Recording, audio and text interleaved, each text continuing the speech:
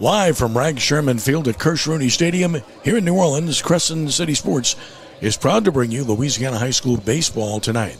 It's Game 1 of a best-of-3 Division I select quarterfinal playoff series as the 11th-seeded Ponchatoula Green Wave take on the number 3 Brother Martin Crusaders. And a pleasant good evening to you, Ken Trahan, joined by my friend Coach Marty Luquette on a glorious evening in Lakeview for Game 1 of this quarterfinal series in Division I Select. The number 11 seed Ponchatoula, the number 3 Brother Martin. The Green Wave coming in at 21-11. They've won 5 of their last 6 games. And Ponchatoula got here by going up to Shreveport and knocking off the number 6 seed Captain Shreve 2-1. Under Scott Tribble, a former Southeastern Louisiana Lions star in his 6th year overall, this is a solid program. We had Ponchatoula in our Crescent City Sports Summer League last year, and they went undefeated in the regular season, were the number 1 seed in the playoffs. Lost, but had a really good year. So I guess my point, Marty, is you can kind of see this coming. This is a veteran team.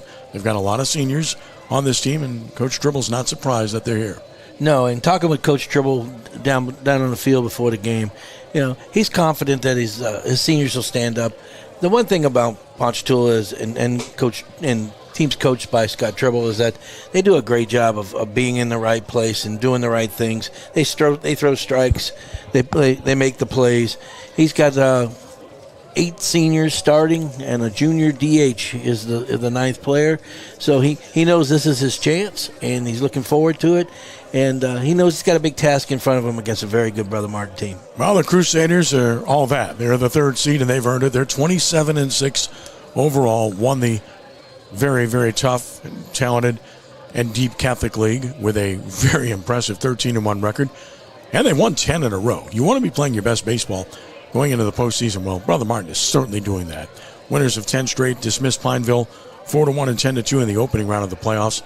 This is a very good baseball team without any real holes. And, they have a very deep pitching staff, so a 3-game set certainly plays into their hands. And, this new format is really great because it changes everything. Where we used to be, there was upsets early in the round in the tournament, but now we're not expecting it. Well, the Crusaders, of course, under Jeff Lupo, a Crusader graduate, class of 1992. He's the coach of the year in the historic District 9-5A this year. He's in his 8th year. Boy, it seems like yesterday when he took over from Mark Wisniewski, and he's done a great job with this program. Of course, Brother Martin, a great history. They've won state championships previously in 1984 and in 1996. In 1984 under Barry Hebert, one of the great players, just lost him last week, Chito Martinez, which I wrote about at CrescentCitySports.com. And in 1996 won that title under Mark Wisniewski, and they were runner-ups in 1975 and 1985 as well. So this is a proven program with a level of success in the postseason, Marty. Well, I was fortunate or unfortunate, I guess, to coach against that 84 team, and that was probably the finest high school baseball team I've ever opposed. They were very, very good. I was at Old Perry Walker at the time, and there was no weaknesses on that 84 Brother Martin team with Cheeto and Tookie Span, and Brian Muller, Keith Schmidt, Nick Macaluso. Keep going. You want me to stop? It goes on forever. I can go on and on, buddy. Some baseball team, one of the best I've seen, certainly, in New Orleans prep baseball history. Let's take a look at the starting lineups as the lineups are being exchanged at home plate as we speak. First of all, we got the Lafayette Association taking care of umpiring duties here this evening and in the series. Leading off for Ponchatoula and playing center field is Lane Corbin. Batting second is the DH Jeremiah Bess. Hitting third, the pitcher Ethan Laurent. The cleanup hitter, right fielder, is Lawson Rayford. Batting fifth in left field, DJ Bess. Hitting sixth at first base, Ethan Cabayas. Batting seventh at third base will be Chandler Jones. Hitting eighth at second base, Gavin Corbin. Batting ninth at shortstop is Sean Bankston. Peyton Biondi is the catcher, not batting in the lineup. It will be Lane Corbin, Bess, and Laurent. Rayford, Bess, and Cabayas.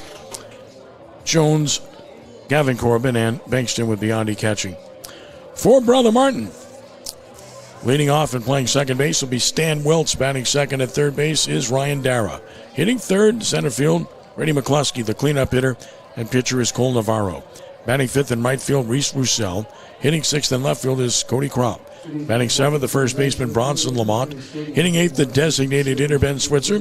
Batting 9th, the shortstop will be Brody Shannon. And catching and not hitting is Egan Prather. Top 3 of Wiltz, Darrow, McCluskey. Middle 3 of Navarro, Roussel, and Kropp. Bottom 3 of Lamont, Switzer, and Shannon, with Prather doing the catching. And the weather conditions are, well, it's ideal. Sunny skies. The temperature is 83 degrees. The humidity is low at 54%. The wind is a factor. It's out of the south, which means it's blowing in at 11 miles an hour. So, tough day to get the ball out of the ballpark here. Ponchatoula will be wearing their green jerseys tonight with white numerals, gray pants, green stockings, and the green caps. Brother Martin will be dressed in their deep red tops with the yellow gold numerals and the two-tone caps that we know that are very familiar as well in the white pants. So the distinctive look, we can tell right away about the batter's box who did it. It was Mike Tolya. Yeah, of course. It's an inside joke, but it's fun, and we love Mike. So, by the way, lights are on, even though it's a sunny night. They can have the lights on to start the ball game so that there won't be much of an adjustment when nightfall arrives. It will be interesting because you'll have a shadow initially from the grandstand, which goes across the plate, but then it brightens up around the mound, and then it gets shadowy again until you get to the infield and then the outfield. So you'll have to adjust to that as the game progresses with the start time of 6:30 here this evening. This is a best-of-3 series. This is Game 1, which we have for you, and Game 2 tomorrow. Game 3, if necessary, Saturday, and Brother Martin streaming networks, ESPN, would have those. So, good crowd, really good crowd forming here this evening. Fans are being asked to rise at the invocation, followed by the national anthem. Bless our players, coaches, staff, and fans today and always as we seek to showcase our talents for your glory. Grant us the grace of good sportsmanship and safety as we continue this postseason. We ask all of this mindful of your presence among us this Easter season and always. Amateur Clorizu, Amateur Komare.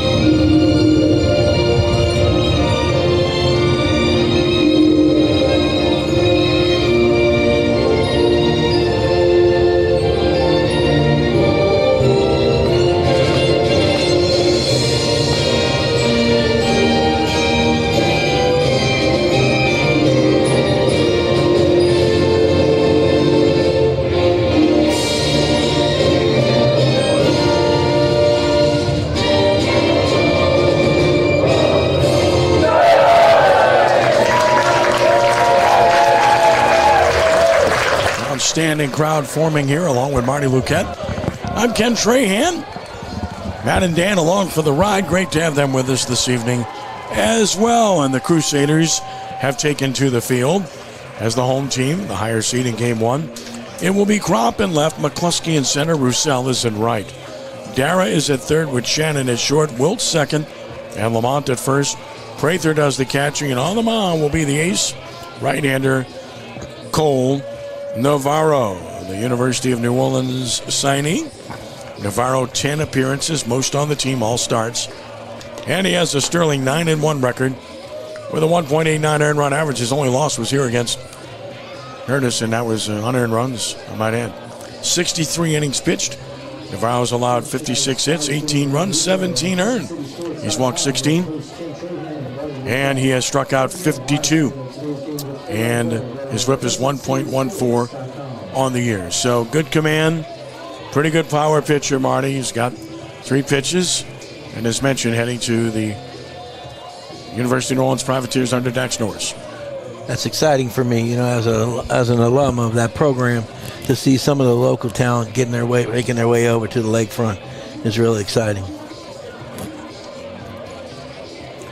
As mentioned, the lights on to get things started. And speaking of started, we're about to get it started. Leading it off will be the center fielder, Lane Corbin, for the Green Wave. Lane, excellent player for a couple of years now for Ponchatoula. The senior will stand in at 305, no homers. And he has driven in 8 runs on the year. He's the igniter for this team. Will stand in from the left side. Navarro, the sign from Prather. And the first pitch of the ball game on the way. And that is a fast strike. We're underway at 6:32. Navarro just takes it, throws the first one right down the middle. The 0-1 pitch. Good breaking ball. Strike called. It's 0-2. Right on the outside corner. Paints that perfectly. No balls and 2 strikes. Corbin open stance left side. Navarro kicks and he deals. Swing and a miss. Boy, he took something off. Looked like the changeup and struck him out swinging for out number 1. Well, he threw him his whole arsenal right there. He started him with a fastball, threw him a breaking ball in the corner, and then the changeup got him way out front. Easy strikeout, and nice start for Navarro. Jeremiah Best, the hitter, the DH. 295, no homers, 13 RBI. For the junior, it's out of a crouch right side, and he takes a hook for a strike. So nothing but strikes thus far from Navarro. Quickly with the 0-1. Ground ball up the middle. That's trouble. That's going to be fielded by the second baseman. Throw to first, not in time. That's a base hit for Jeremiah Bess. Wiltz did all he could at second base, but that's a hit for Bess, and Ponchatoula as the first base runner of the game. He shoots that back through the box, and as it hits the rubber, it takes the big high hop. Wiltz is able to get to it because of that, but he's not able to throw him out as Bess gets down the line pretty good, and he beats that out by a step. Here's Ethan Laurent, the pitcher at 312, no homers and 19 driven in for Ethan. The senior, a BRCC signee from hits it down and out ball 1 at Baton Rouge Community College.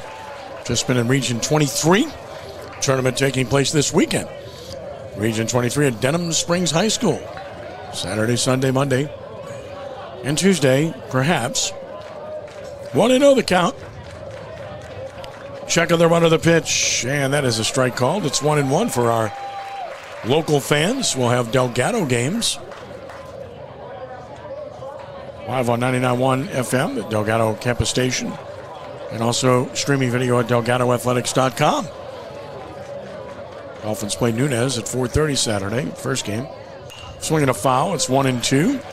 You know, I thought it was interesting that as soon as he came to the box, McCluskey, the center fielder, pushed over to right to play him backwards a little bit, playing him in the right center. It's unusual to play your 3-hole backwards, but they obviously have a scouting report. Yeah, left fielder's way over as well. Playing him as an opposite field hitter all the way. 1 ball, 2 strikes on Laurent. Stretch pitch, breaking ball away, 2-2. Should say that these two scrimmage each other every year. They scrimmaged again this year, so they know each other. And they saw each other in the Crescent City Sports Summer League last year as well. So there is working knowledge, even though they did not play each other in the regular season this year. 2 balls and 2 strikes. Runner first, 1 out. The pitch. Swinging a foul. He was kind of bailing on that breaking ball, but pitch stayed inner portion, so he's able to get to it and stay alive. Yeah, his back foot came off the ground on the swing, and it made it look awkward, but he is able to get a piece of that. Right-handed hitter back in. Deep in the box. Jeremiah Best with a lead. Held on by Lamont. The pitch. Runner goes. Pitch is high. Throw by Prather is in time, and he's out.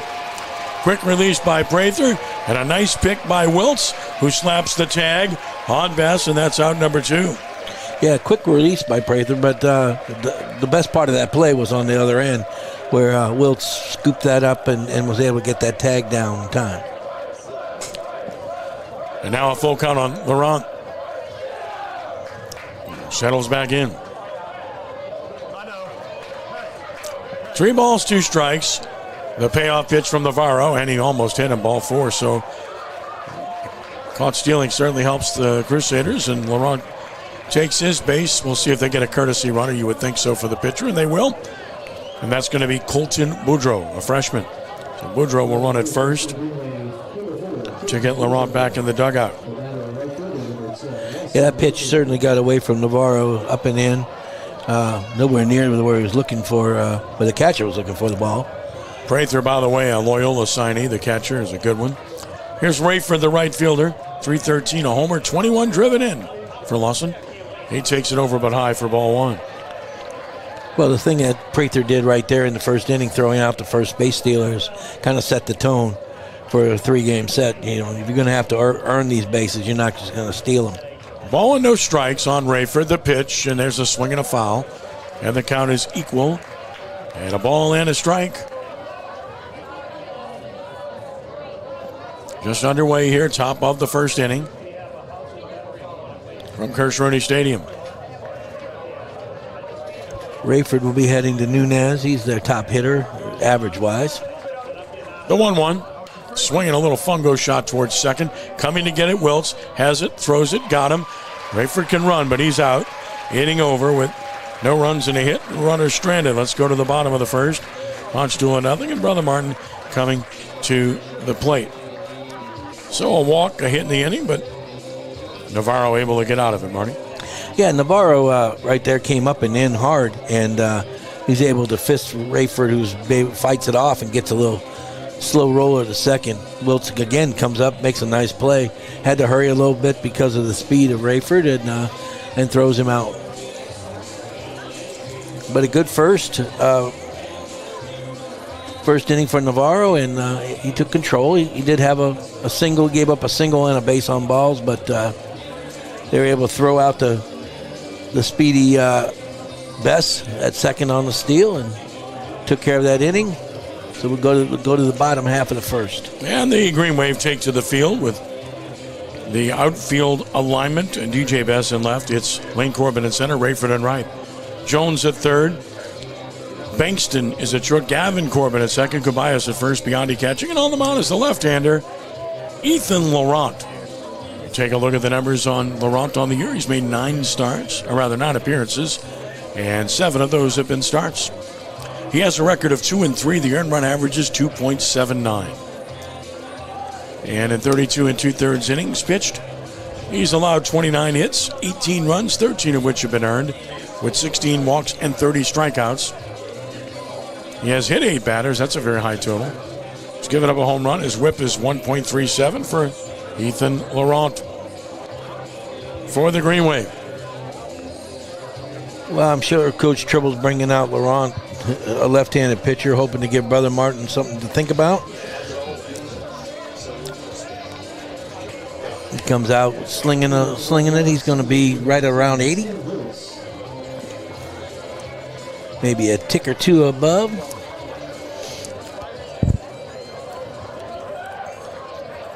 Here's Stan Wiltz to lead it off. Talented second baseman. Another University of New Orleans signee. He's the District 9-5A hitter of the year, and why not? Pitch misses. Oh, got the outside edge, got the call. 0-1. Looked off the plate. 4.46 average, that's all. For Stan, no homers, 19 driven in. Some season for Wiltz. 0-1. There's a strike. He's got some tail to that fastball. Running away from the right-handed hitters, and he's landed 2 perfectly. He does. He stayed on the outside corner for the first 2 and got both calls. Wiltz will have to go the other way if he's going to get him. On 0-2, the pitch missing away. It's 1-2. The outfield for Ponchatoula quite shallow, except in right. Center fielder Lane Corbin very shallow. More so than normal, where he's playing. Yeah, he's 1-2 pitch, change up, just missed the outside edge. 2-2, but a quality pitch on 1-2 by Laurent. So 2 balls and 2 strikes. Yeah, I think the center field is way too shallow right now. Agreed. Especially with the hitters on this team. That's away, and now he's running full 3-2. So had him 0-2, and now 3-2. Les is in the house. All is well. 3-2 the count. Payoff pitch. Swinging a little line drive in the right center field. Sinking. It's going to be a base hit. found the right location to drop that one into right center. On 3-2, you said he'd have to go the other way. It's exactly what he did. And what happened here is when you play if you're going to play your center fielder shallow, you got to play your corners deep. Either that or you got to play them shallow and him and the center fielder deep. It's a combination work. And right there, the right fielder is deep, and then Wiltz is able to dump the ball in front of him. Here's Ryan Dara, the third baseman and the Arizona State signee, is at .394, 3 homers, 29 driven in, another all-district performer, the co-MVP of the league, in fact. Takes it away for a ball. It's 1-0. Well, there's no shortage of college, heading to college players on the Brother Martin team. And the 1-0, swinging a ground foul. Right past Jeff Lupo coaching at third. It's 1-1. He tried the old kick save there. Yeah, NHL playoffs well underway. He's still young. There are great numbers for the season at .394, 29 RBIs. Stands upright. He can flat out hit. 1-1 the count. Darrow waits the pitch. Swing and a miss. Good pitch under the hands. And it's 1-2. We're going to have to find out exactly what Laurent's out pitch is going to be. We didn't see one on Wiltz. He wasn't able to put him away. We'll see what he does here. Well, we've seen the fastball and the changeup, both of which go away from these right-handed hitters.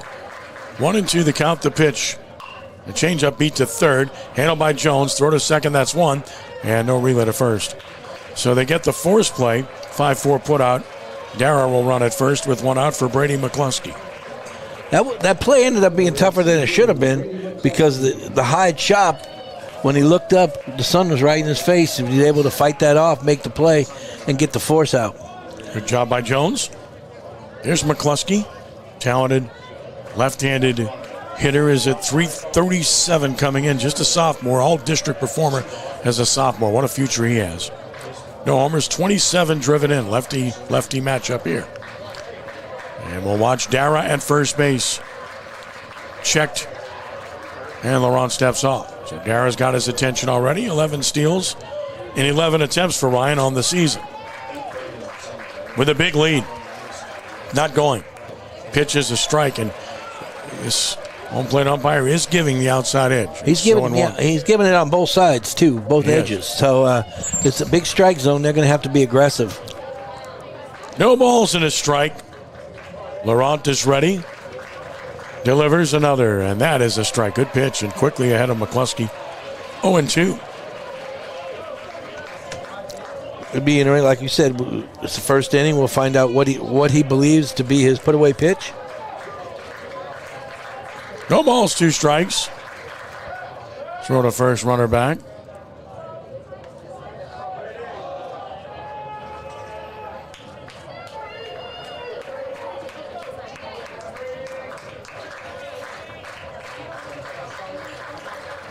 And the pitch. Breaking ball struck him out looking. Great pitch by Laurent.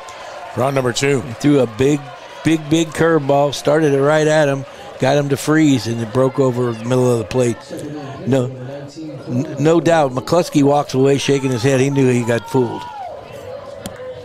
That's the first breaking ball he's shown. I think that's why. Yes, that's the first big one. Here's Cole Navarro, the pitcher. New Orleans Privateer Sonny, a .298, a homer. He leads the team at 32 driven in, and he swings and misses at a good pitch down. 2-1. You know, we have to see if Laurent's going to make that. He threw it to the lefty. He wouldn't throw it to the first 2 right-handed batters as a put-away pitch. We'll see if that's a pattern that holds up. The 0-1. High and away. Count is equal. And a ball and a strike. We're in the bottom of the first with no score here at Kirsch-Rooney Stadium on a beautiful Thursday night in Lakeview. The 1-1. Runner goes. Pitch is fouled. Right side. And it's 1-2. And Darrow will return to first.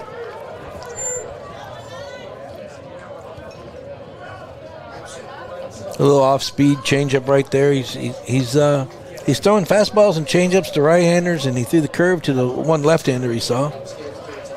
If he can wrap this around that front leg, if he can throw his curve and wrap it around that back leg, he'll be very effective tonight.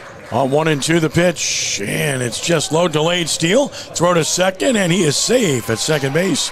So Ryan Dara pulls off the delayed steal. He's 12 for 12 in stolen bases now. Good timing on that delay. He was there was really no chance of throwing him out.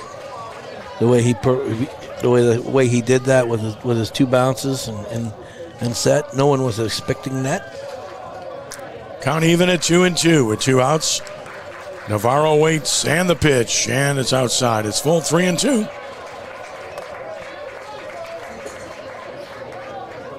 Brother Martin has been very good at getting deep into counts, watching them this year on several occasions.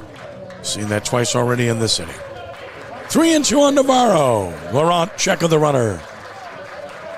Payoff. Breaking ball, and it's hit in the left center field to the left fielder, and making the catch. Kneeling down is Bess, and the inning is over. That was not an easy play, dealing with the sun and a line drive hit at him, but he handled it. And in the inning, no runs and a hit, and a runner stranded after 1. No score from Reg Sherman Field at Crescent Stadium. Not an easy chance there, Marty. No, and Laurent makes a really nice pitch. He did throw the breaking ball to the right-hander. That's the first time we'd seen it. I think he tried to get it down and in a little more. It didn't. He was able to get the barrel to it, but Best makes a really nice play. These conditions on the left side right now, in left field and the third base, a little bit of shortstop, are tough right now because of the sun. The third baseman in another 10 minutes will be fine, but that left field is going to deal with that for the first 3 innings. Each team with a hit. Neither team able to push a run across as we go to the second inning here. Back to the mound goes Cole Navarro of 16 pitches thus far. He walked 1, struck out 1 in the first, and he'll be dealing with DJ Bess, Ethan Cabayas, and Chandler Jones in the second inning of this one. We have a chance. Let's take a look at the bottom half of the bracket in Division 1 Select, and there it is. So let's take a look at it as we speak in Brother Martin and Ponchatoula. Of course, a best-of-3 series, the 3 against the 11. And that's matched up with the number 2 seed, Holy Cross, and the number 10, Acadiana. That series gets underway tomorrow night. So again, if the seeds hold, you'd end up with a Catholic League rematch of Brother Martin and Holy Cross, 3 and the 2, which would be Holy Cross's home games. But Ponchatoula and Acadiana will have a lot to say about that. These are good teams, good programs. So this is a pretty tough side of the bracket, Marty. Yeah, this is a good portion, but you got to like the quality of the teams at this point. You're in the quarters, and good things start happening right here. This is one that's fun. Here's DJ Bess, the left fielder, 259, a homer, 10 driven in. One of the 2 best hit on this team. And he takes a breaking ball away, ball 1. From Navarro, his 17th pitch. The 1-0. And a swing and a fly ball into right center field. Had him gauged perfectly, and the right fielder, Roussel, puts it away for out number 1. Well, Brother Martin's playing shallow out there, too, so I think Ponchatoula is following suit. Well, this is Brother Martin's home field in there. And I think that's what a lot of good teams do. They study how the home team plays to try to get an idea about how they want to play defensively. But in center field, McCluskey's nowhere near as shallow as Corbin was. Yeah. Here's Cabayas, the first baseman at 250, a homer, 4 driven in. And he takes an eye for ball 1. Ethan Cabayas, this is a big young man. First baseman. This is put together right here. 1-0. Swing and a foul. He had a rip at it. It's 1-1. We don't have numbers on him, but I'm guessing 6'3", 230, and muscular. 1-1 the count. Swing and a line drive, base hit to right. He leaned into that one with that big frame and drove it to right with authority. And Cabayas is on with the second hit of the game for the Greenway. He got a little ball that was up a little bit, and he was able to turn on it. He got it right on the barrel. Hit it with authority right at the right fielder for a single. And, hey, it's a good start here. 1 dead, and a little rally brewing possibly. Chandler Jones, the third baseman at 239. No homers, 4 driven in for the right-handed swinger. First pitch is a strike at the knees. It's 0-1.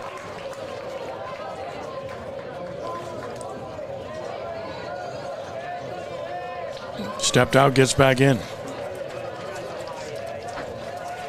The pitch. Breaking ball, a beauty for a strike call.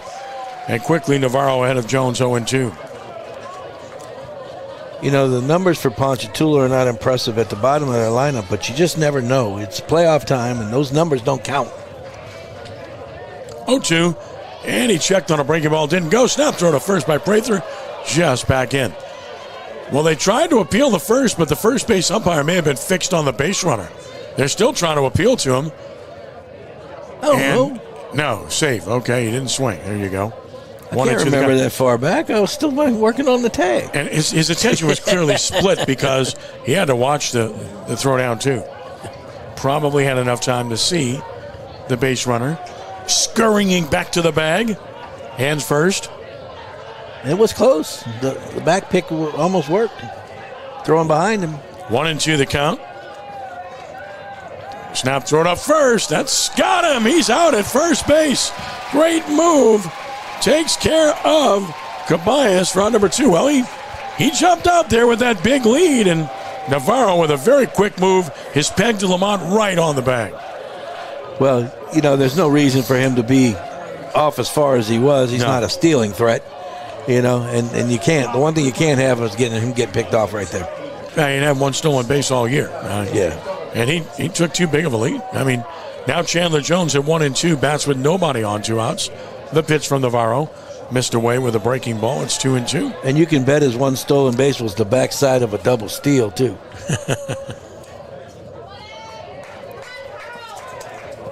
2-2. Fastball, liner in the center field. Center fielder is there, making the catch.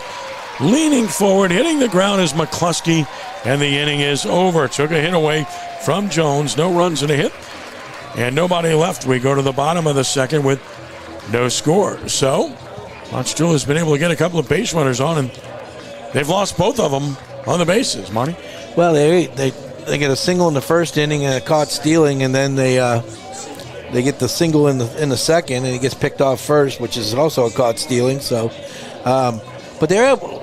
The fact that they're able to get some balls up and stay in, you know, and make some action happen is encouraging for Coach Scott Tribble.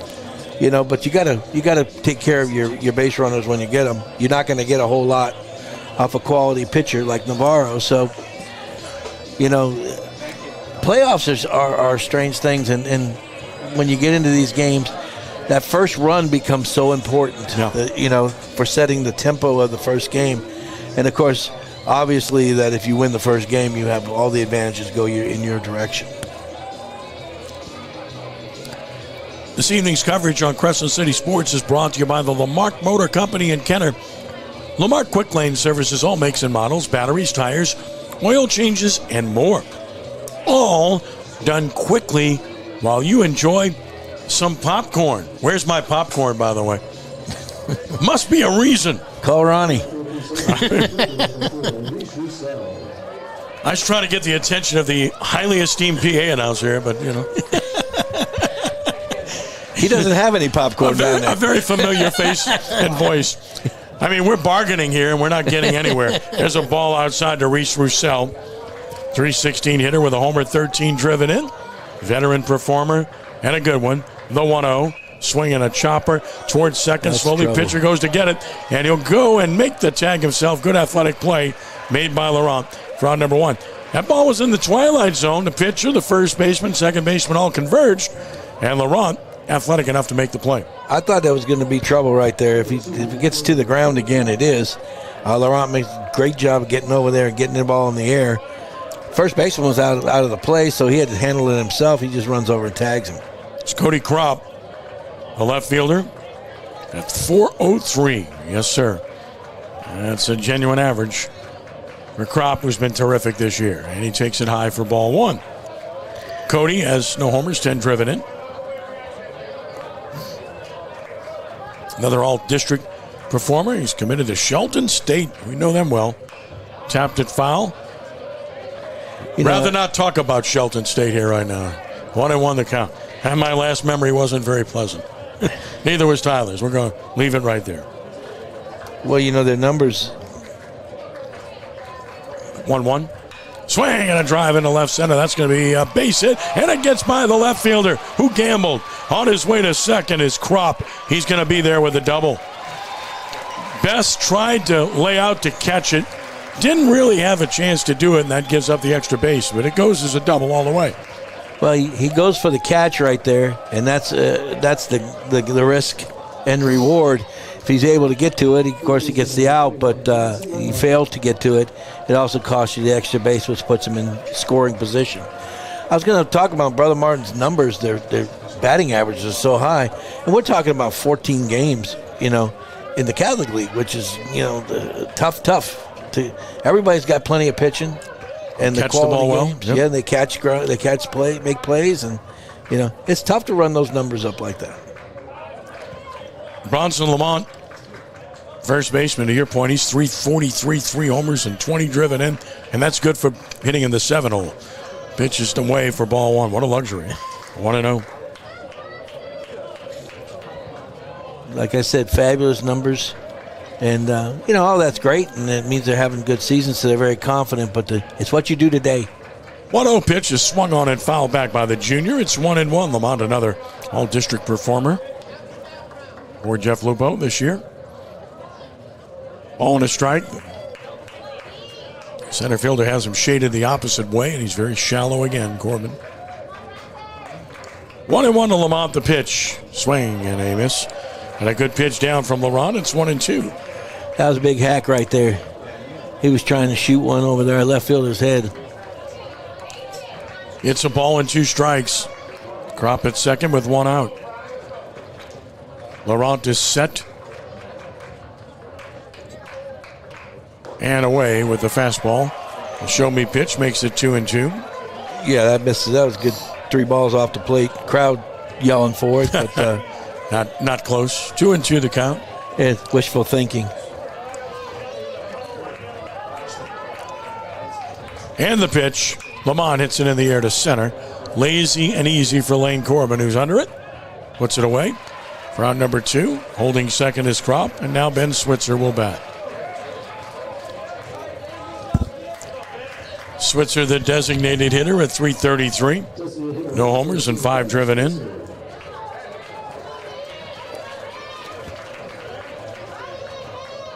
.333 on this team. He didn't even hit the team average, man. I mean, yeah, he's below the team average. That's outstanding. So disappointing, right?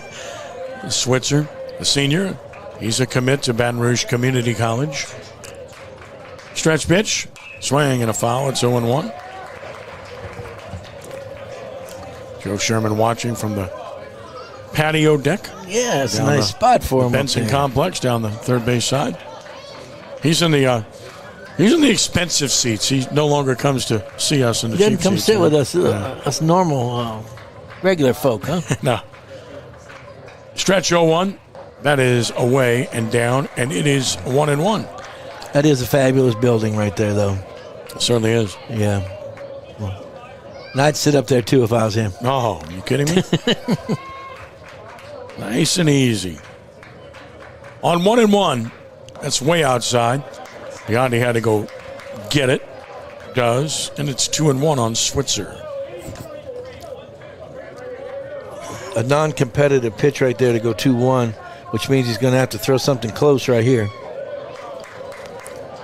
Runner to second, runner back. Ponchatoula played a lot of teams in 9-5A this year. They lost twice to Rummel, lost to Jesuit, and they split with John Curtis, a 15-14 team a year ago. Lost in the opening round of the Parkway in the playoffs. That's down.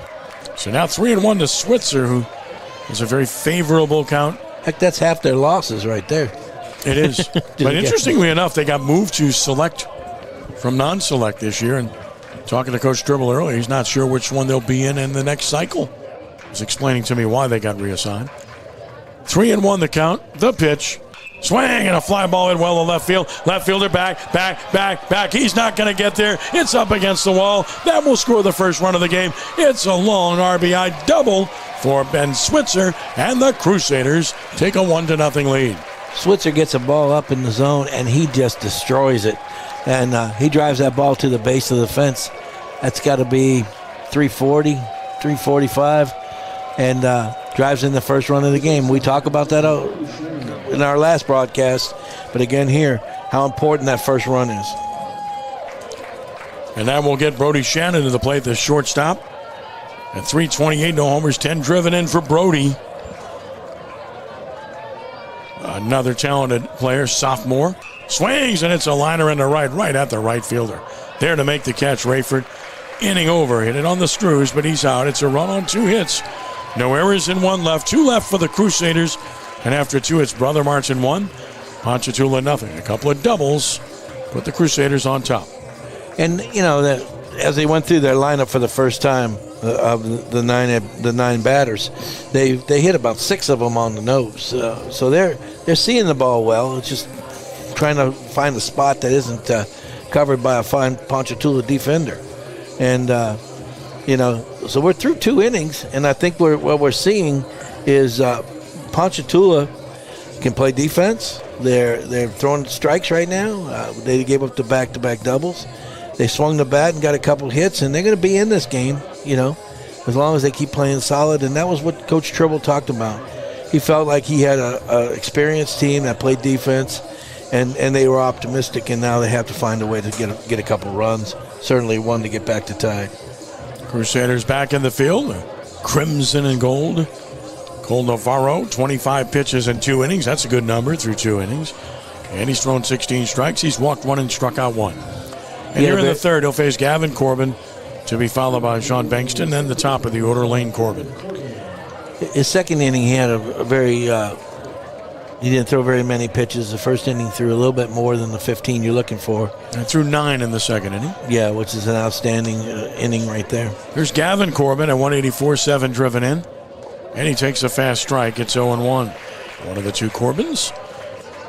On this team, Gavin Corbin from the right side. The senior took a strike, and it's 0-2. Couple of takes, couple of strikes in the hole. 0-2. High and away. Fastball 1-2. Just an outstanding crowd for a weeknight here at Kirsch-Rooney. And he takes it away. And it's 2-2. Showed discipline to lay off that pitch behind in the count. It's a nice crowd that came in from the North Shore. Very nice. Ponchatoula's got great support across the board. Here's the 2-2 pitch. Swinging a foul. I'll cover their teams. Pretty much every sport. Jeremy Harper did a great job at softball this year. Of course, Trish Landesh, a wonderful girls basketball program. A couple of state championships. And then, of course, Tom Taylor won a state championship in basketball last year. On the boys' side, chopper foul. Third base side holding it 2-2. They've had good football programs. Most recently, really good under Hank Tierney when they went to a championship game. I think that's Shaw now. He can coach a little bit, huh? A little bit. 2-2. Swinging a foul. This is a good at-bat.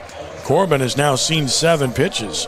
So he's having really the best at-bat we've seen, along with Laurent earlier. Yeah, we talked about a 9-pitch inning, and the first batter takes up 7. This will be the 8th of the at-bat to Gavin Corbin, and here it is. And a breaking ball just missed, and he didn't go, and it's full 3-2. Well, he's asking for a swing, but I don't know about the pitch was right over the middle. The pitch was pretty good. Here's the payoff pitch on the way, and he struck him out looking with a fastball. So, didn't get the previous call, but he got this one, and Navarro wins the battle. A 9-pitch at bat, 1 out, strikeout number 2. Real nice pitch right there. I thought he had him on the previous one. Didn't phase him. He came right back and made a quality pitch. 1 gone for Sean Bankston, who swings and taps it foul over toward the Green Wave dugout. Bankston at 256. He's driven in 19 runs on the season. Left-handed batter. Senior shortstop. No balls and a strike. Navarro wants a new ball. Has it. Looks a lot wider. Here's the 0-1. Fastball didn't get the call, and it's 1-1. Right after we talked about how big his zone was, and all of a sudden it tightens up. Here's the 1-1 pitch on the way. Swinging a pop-up. Playable. Third baseman wants it. Dara puts it away. 2 gone. Got right in his kitchen there and cooked the hitter. Well, Bankston, the left-handed swinger, gets jammed up right there and hits a little half pop to third base, handled easily. And now Lane Corbin, who struck out swinging his first time.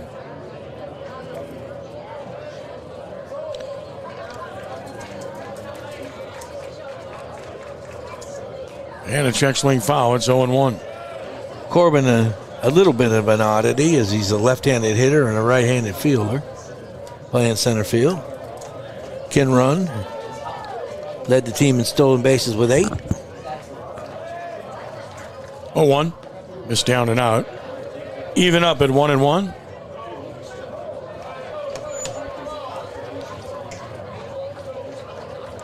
The pitch. Fastball missing high and away. So 2 balls and a strike on Lane Corbin. Here in the top of the third. Nobody on, 2 outs. Crusaders up 1-0 on the Green Wave. Game 1, best of 3 series. The 2-1 pitch. And a strike called over the inside edge. It's 2-2. Real good fastball there. Been missing, shooting away. Comes back inside, paints the corner. Ready with a 2-2. And a breaking ball swung on and missed. Prather picks it up. Guns to first. Gets the out. Inning is over. Strikeout number 3 for Navarro, who sets him down in order here on the top of the third. We go to the bottom of the third inning, and Brother Martin maintains a 1-0 lead. And this evening's coverage on Crescent City Sports is brought to you by Ochsner Andrews Sports Medicine Institute. Get the same sports medicine care the pros receive with minimally invasive treatments and quicker recovery times. Visit Ochsner.org/sportsmed to learn more or schedule an appointment near you. Well, Navarro just faced 10 in the first 3 innings. He gave up 2 hits, but he found a way to get thrown out stealing. He picked one off, which held his pitch counts down. But he's throwing the ball real well. The ball's coming out of his hand. He's got good control. He looks like he's getting better as we go, and he's starting to find all of his pitches. Back to the mound, Ethan Laurent for the Green Wave. He's hit 35 pitches through 2 innings. He has struck out 1, and he's going to face the top of the order second time around. Stan Wiltz, Ryan Dara, and Brady McCluskey will bat.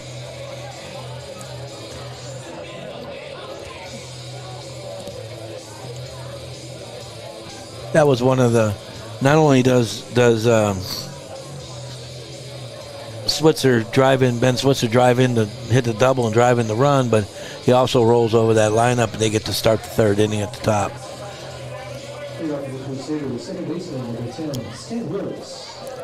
Here's Wiltz. Singled to start the bottom of the first inning in the right field on a 3-2 pitch.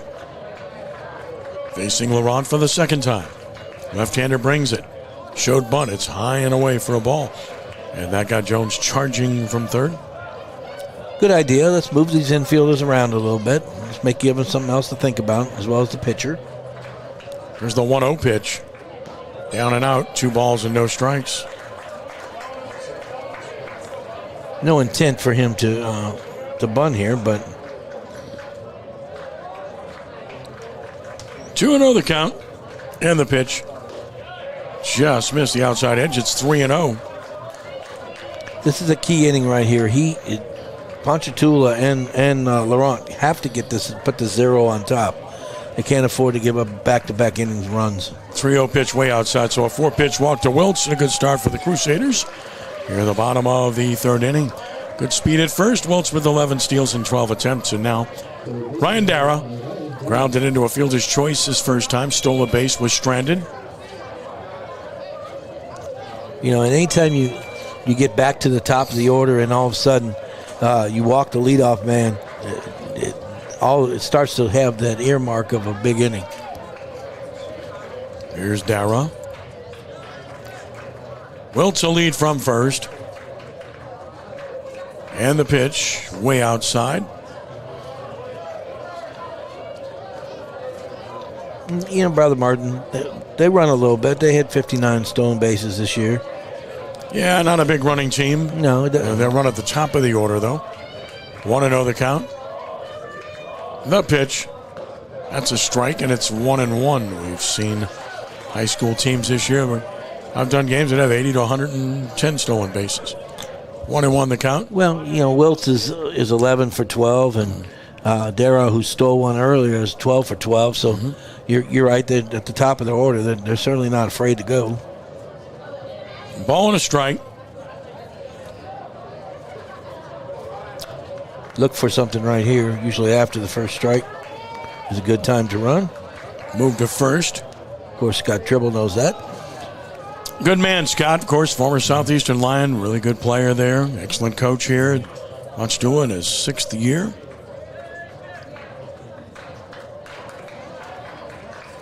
Stretch. And another move to first. Not close. Standing up is Wiltz.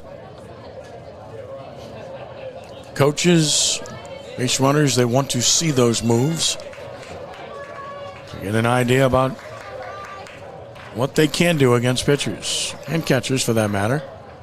Down and out. It is 2-1-8. Really kind of short-stepped or short-strided to the plate there. Yeah, he's a slider from the stretch, so it makes it even harder to steal on. You almost have to go first move. 2 balls and a strike. And the pitch. Swinging a tough foul on an off-speed pitch. He couldn't stay back on it. It's 2-2. Pitchers are creatures of habit. He'll hold the ball about the same amount of time on each pitch. And, they'll time that up. They'll be counting it and get that information to the base stealers. 2 balls, 2 strikes. Away from first is Wiltz. The pitch to Dara, and he took it just off the plate, and it's full 3-2. We've seen that call today, but he gets the call right there. Yeah, it's off the plate, but it's close enough. 3-2 the count. Well, you got to believe they're going to start Wiltz here. With nobody out. Good hitter, good base runner. 3-2 the count. He is going. Pitch is beat on the ground, and that's a base hit in the left field. Wiltz will continue on the third. The throw there is cut off, and it's first and third with nobody out. Started the runner. It paid off. Speed gets Wiltz to third. Dara gets it just by the outstretched effort of Jones at third. You know, you're running him there to stay out of the double play, anticipating your hitter's not going to strike out, and put the ball in play. He hits it into the hole right there. Third baseman makes a great attempt, goes off his gloves, gets into left field, and Wiltz is able to dash to third. Visit to the mound here before Brady McCluskey can bat. Real opportunity for the Crusaders to add to a 1-0 lead. Game 2 is tomorrow, 6:30 also here at Crescent Stadium. Expect that Brother Martin Streaming Network, CSPN, will have that. Now, Game 3, if necessary, on Saturday is at 3 p.m. That one's going to be at Wesley Barrow Stadium if it goes that far. And part of the reason for that is Delgado will be out of town and the store will be empty, so to speak. There's McCluskey. Eddie Davis and his people do a great job at Wesley Barrow. Here's McCluskey. Runners at the corners, nobody out. The pitch. That's a strike, and it's 0-1. Struck him out looking his first time, and he looked at a strike here. Hasn't had a good read on Laurent yet. Yeah, he paints the corner right there. Remember, he struck him out with the big curveball. An eye on Dara at first base. Will he run? Stretch pitch. Look out, he hit him. So now the bases are loaded. Went off speed, and he lost command of it. And now he's loaded the bases with nobody out for the cleanup man. Cole Navarro, he hit the ball on the screws the first time and lined out to left on a nice sit-down catch by the left fielder, and a ball hit right at him. Well, this has the base on balls to start the inning. followed by a single and a hit by pitch. This is a bases loaded, no outs. This is a nightmare right here. You hate to get caught in these, especially in the third where you're trying to stay in this game. But it's going to take some quality pitches to get him out of this. He hasn't shown the ability to strike people out, so you figure if he makes good contact, he should be able to drive in some runs. Here's Navarro, big opportunity. The pitch is a strike, and it's 0-1. And they're in at first and third, especially at first. Well, I don't know why he'd be up there. He's way up on first. They're not bunting, so I don't know why he's up there. That's just going to – ball comes his way. He's got no chance. The 0-1 pitch, swinging a ground ball to short. The play to second is one, back to first, and they don't get him at first on a bang-bang play. They thought they had him, didn't get him. A run scores. It will be first and third. It's an RBI for Navarro, and it's 2-0. Well, Navarro gets out of the box. He realizes he just hit it into a possible double play grounder. He gets out the box well, and like you said, beats it out on a bang-bang. He'll get a courtesy runner. Luca Cannizzaro will run at first for the Crusaders. But the walk has scored. I don't know what we're going to talk about. Well, I mean, he's going to talk about whether he was safe or out at first. I mean, that was a really close play. I'm watching a replay right now, in fact. Wow. Well, the only problem is that was really close. Nobody's going to look at the replay and make a decision on this. So the only thing the home plate umpire can tell him is if he pulled his foot off the base. You know, well, he called him safe anyway. So that I understand Scotty's way of showing his frustration. That, hey, I know you missed it. Mm-hmm. So runners first and third now.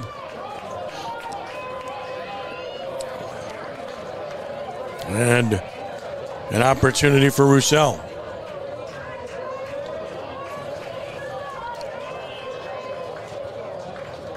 Roussel grounded out to the pitcher unassisted his first time. The pitch, he shows bunt, pulls the bat back, runner to steal second. Ball pops out of the glove of Biondi and a stolen base for the runner Cannizzaro. He shows bunt right there. He's just taking the pitch, allowing him to move up. See if the Green Wave had any plays on. We'll never know because the ball pops out to catch his glove. Cannizzaro steals the bag. And now two runners in scoring position. And a pitch missing for a ball makes it 2-0 on Roussel. Early in the game, only the third inning, the Green Wave are playing the middle back. They're going to give up, trade out for a run. Trying to stay out of the big inning. A run is home already. Second and third, one out, the 2-0. That's a strike, and it's 2-1.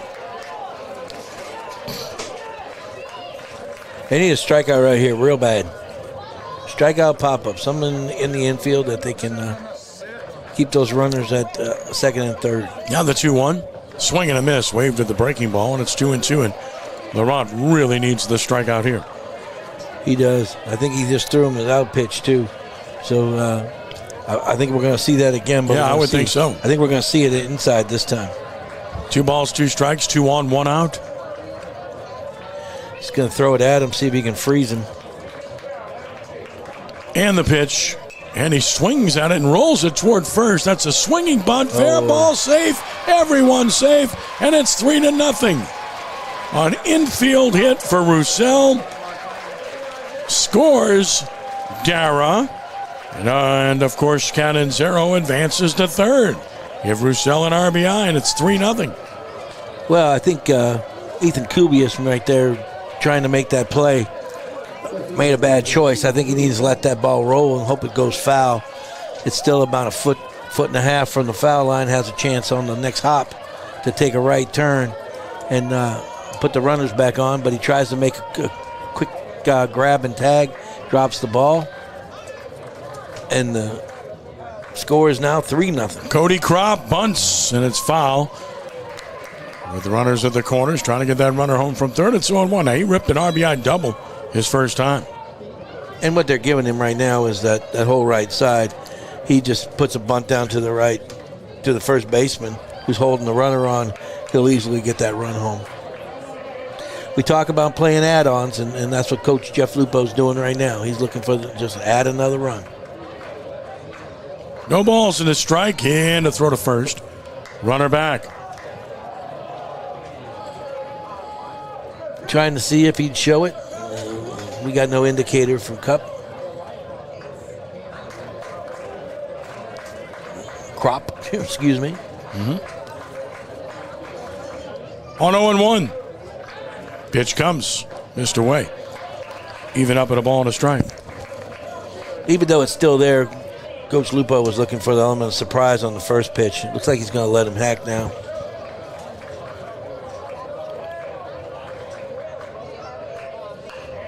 And this ball is hit in the left field. A base hit.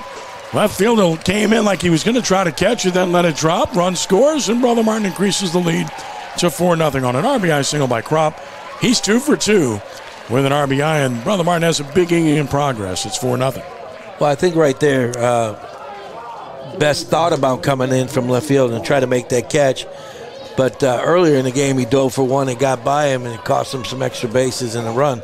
So I think he was a little hesitant right there. He just plays that into a single as Brother Martin adds another run and goes up 4-0 here in the third inning. And still 2 on with only 1 out. Now you're looking to make it real crooked if you can, and that's what Coach Jeff Lupo just talked to his hitter, telling him what to look for. Here's Bronson Lamont, flew out to center his first time. 4-0 Crusaders on top. The pitch sails high and away, ball 1. If he gets a timing play, if he thinks the pitcher's timing himself, he may try to steal third right here. Bullpen gets busy for Ponchatoula. 1-0 the count. It's like Jace McKinney is throwing. That missed down and in. It's 2-0.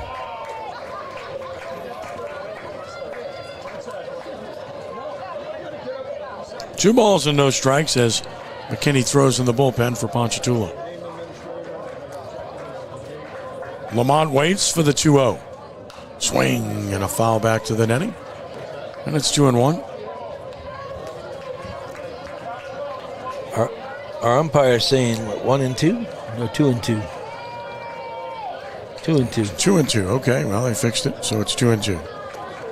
They had a strike on him previously. 2 balls, 2 strikes. He must be listening to you because the scoreboard had 2-2. I know. And stepping off. He was just trying to get your attention, Ken. I guess. Back in, right side. 2-2. Swinging a fister in the air, short left field. Shortstop out, left fielder in. Shortstop for the catch. The runners hold, and that's out number 2 as Bankston makes the catch. And that will get Ben Switzer to the plate, who ripped it double, a drive and a run back in the second. He almost hit it out of the ballpark. Yeah, that ball, he just flipped that ball into left field. Shortstop able to go back and settle under it. Left fielder was very content letting the shortstop catch it. Switzer, as mentioned, nearly got one out of here. One of the base of the wall, the Rommel sign out there and left for an RBI his first time. And look out, way inside. Somehow missed him. It's a ball, and it's 1-0. Really good job by the catcher there, knocking that down and keeping it in front of him. He's able to redirect it back towards the plate so no runners could move up.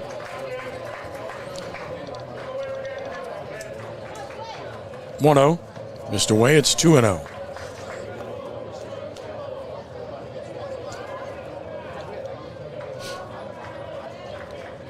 Two balls and no strikes.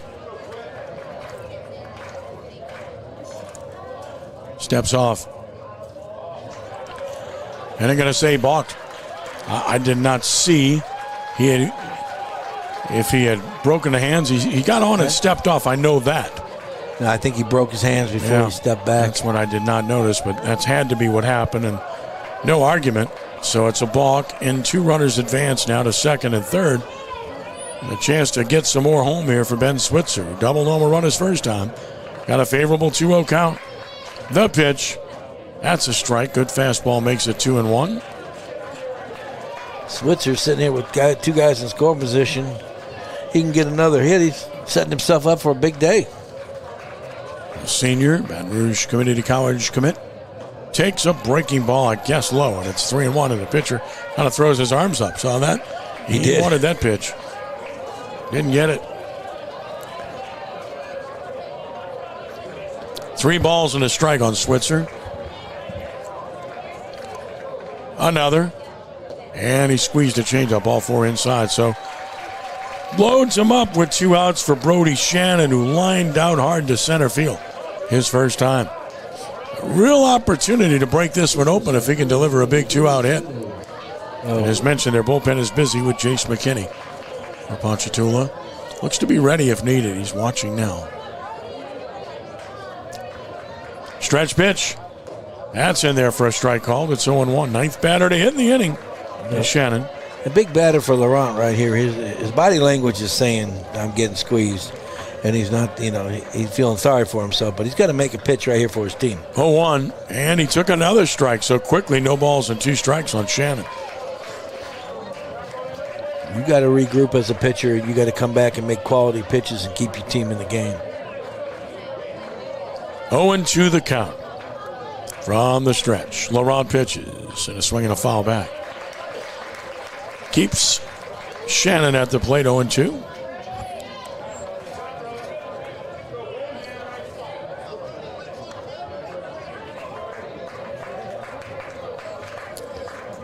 Yeah, this is a huge batter right here for this game. Down and out, it's 1-2.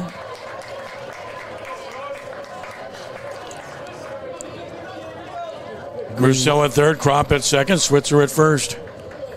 Green Wave can't afford to give up any more in this inning.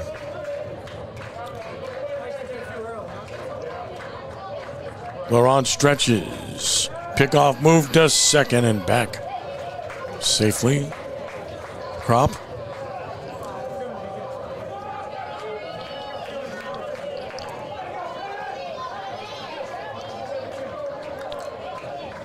Shannon waiting for the 1-2 pitch, and a swing and a pop up to right. Right fielder coming in, going over Rayford. He dives, and he can't catch it. 1 run is home. 2 runs are home. Third runner will stop at third. It's a 2-run double for Shannon, and it's 6-0 Crusaders. That one hurts right there. He gets him in, and he's able to get on his hands. He flips the ball into right field, and it's just in that triangle where nobody can get to it. Right fielder makes a great effort and almost came up with that, Rayford, but it rolls out of his glove. Umpire right on top of it. 2 more runs score. Third double of the game for the Crusaders. Now you flip the order, and Stan Wiltz, who started the inning with a walk, doesn't it always lead to a rally? A lead-off walk. As soon as we saw it, misses away, it's 1-0. As soon as it happened, you just go, oh, no, here we go. Because it's leadoff walks just score so many times. There's a percentage. I don't know if it holds up in high school, but it's about 80% of the time. 1-0, and that missed down and in. It's 2-0. Tough spot for Laurent. He felt like he made a few pitches earlier in the inning. And against a good team, second chances are brutal. 2 balls and no strikes. Another. Look out, way inside. It's 3-0. And you wonder if the leash is getting a little short here. Well, I think this is his last batter if he doesn't get him. 3-0 the count. And another on the way. That's a strike. It's 3-1.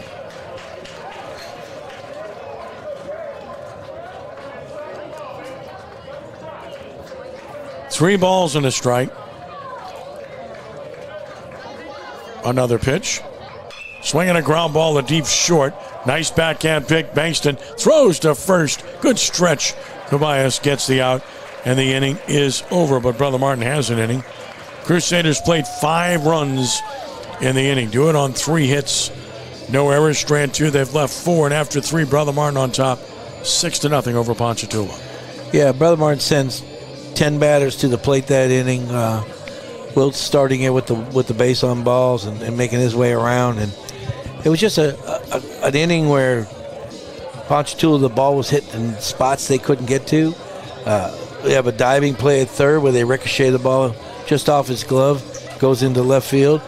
The right fielder makes a diving attempt, just comes up just a hair short.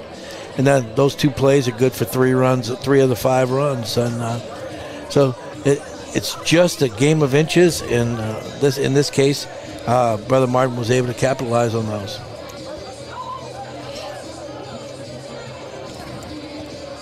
So it's 6 runs, 6 hits, no errors. 4 left, Brother Martin.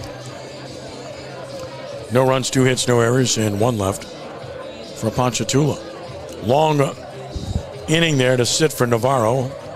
He's thrown 42 pitches in 3 innings thus far. Well, he's in a good spot. And he's thrown a total of 27 strikes. He's walked 1, struck out 5. He's in a good spot now. He's got a 6-run cushion. Now he can just come in there and start burying the zone. Doesn't have to fool people till he gets to 2 strikes. And Jeremiah Best takes the strike. It's 0-1. Best singled his first time. Singled up the middle. Swing and a miss at the big breaker. 0-2. Got to believe he sticks with that pitch. He's thrown it twice now. Yeah, he came back to back. He took the first one, swung badly at the second one. There's another breaker, but that one dips low, and Best lays off, and it is 1-2. He's going to throw it again.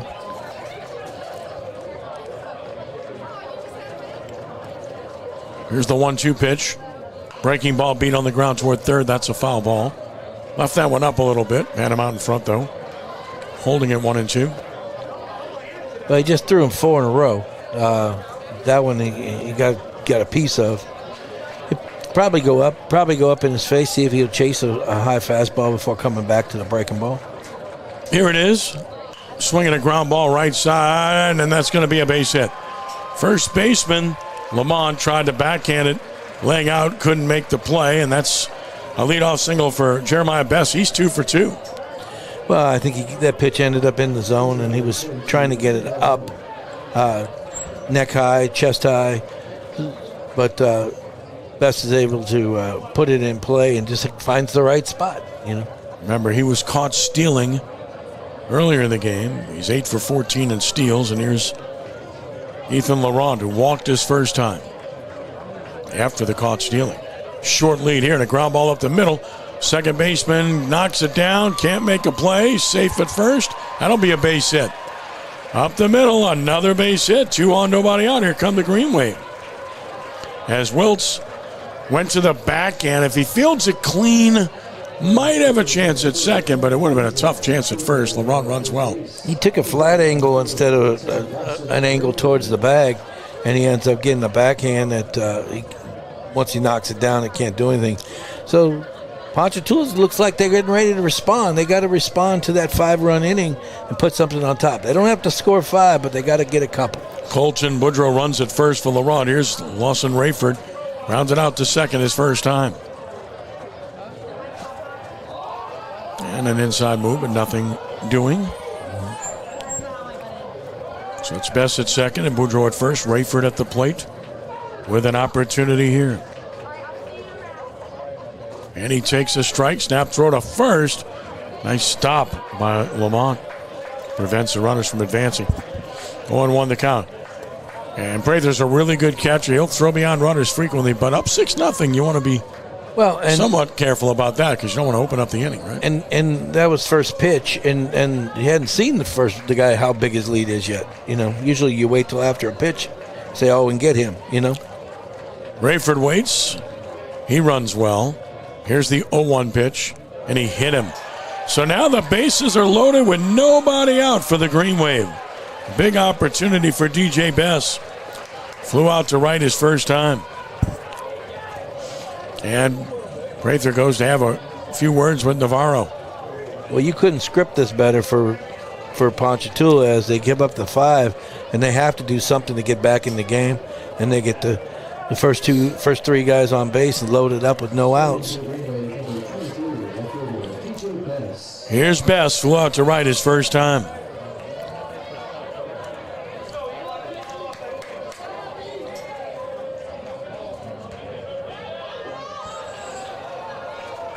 Right-handed hitter, DJ Bess.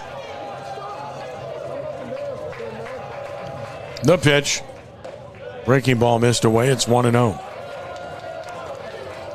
Best right now needs to be patient, wait for something he can hit, and try to drive the baseball right here. On 1-0. Here it comes. That's a fast strike, and it's 1-1. The one thing you don't want to do is get anxious right here, take something on the outside half and try to pull it and roll over to the shortstop and end up hitting yourself into a double play. DJ back in from the right side. Runners lead from every base. The 1-1 pitch. Breaking ball missed down and out, 2-1.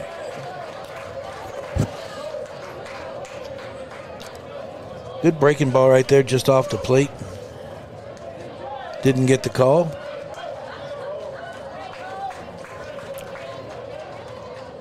Two 2-1. Swing and a miss.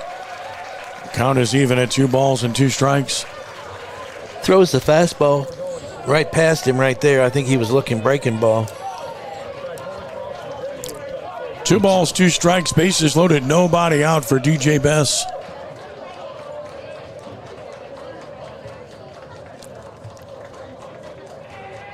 Long time right there on the mound. Here it is. Breaking ball grounded to third. Backhand play. Step on third. Throw to first. And it got by the first baseman. And another run's going to score. 2 runs are home. Third runner stops at third, and it's a 6-2 ball game. Well, it was an interesting decision. Darren decided to take the play at third. Might have had a play coming home there toward the line. Would have had to contend with the base runner. Yeah. Still would have had the double play with a good throw, but he threw it low, and Lamont could not dig it out. So it's a fielder's choice RBI, and then a throwing error. I think we're 6-1. I think he touches the base. He touches the base, yeah. 5 touches third on his own. So 5 unassisted. Yeah, then the second guy who ran by, he was going to the dugout. Mm-hmm. So 2 runs able to score. Yeah, Lupo's wondering wanted to make sure the umpires had what we have. Runners end up at second and third. So it ends up being a fielder's choice. 1 run home, not a second run, but 1 run. Yeah. The second runner stopped at third, make it 6-1. That's the correction. It's 6-1. The second runner did stop at third. Here's Caballas, singled sharp to the right. His first time.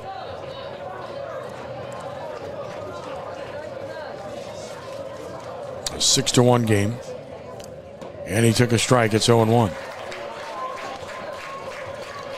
Had an opportunity to really take him out of the inning, with a good throw to first base, but he bounces it and it skips in down the line. 2 balls and a strike. And it just missed 1-1. Nice breaking ball right there, though. That's a good quality pitch. Ball and a strike. Runners second and third. 1 out and a run home.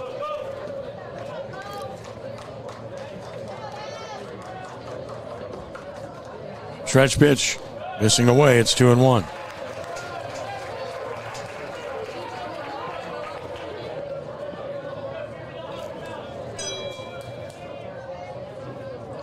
Two balls and a strike.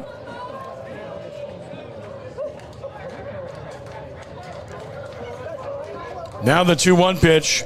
And a strike called. It's 2-2. Yeah, 6-1. Brother Martin playing back. They're not worried about the second run. They're making sure they knock a ball down and get themselves an out. 2 balls and 2 strikes.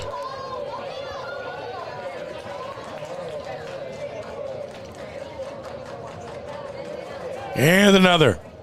And he struck him out looking. Big strikeout to get Caballas, who had the sharp single his first time. Might have been guessing, boy, but you got to be swinging there with 2 strikes, and that's a big out. Well, he was pulling off it. He was looking for something he could really hit to right field.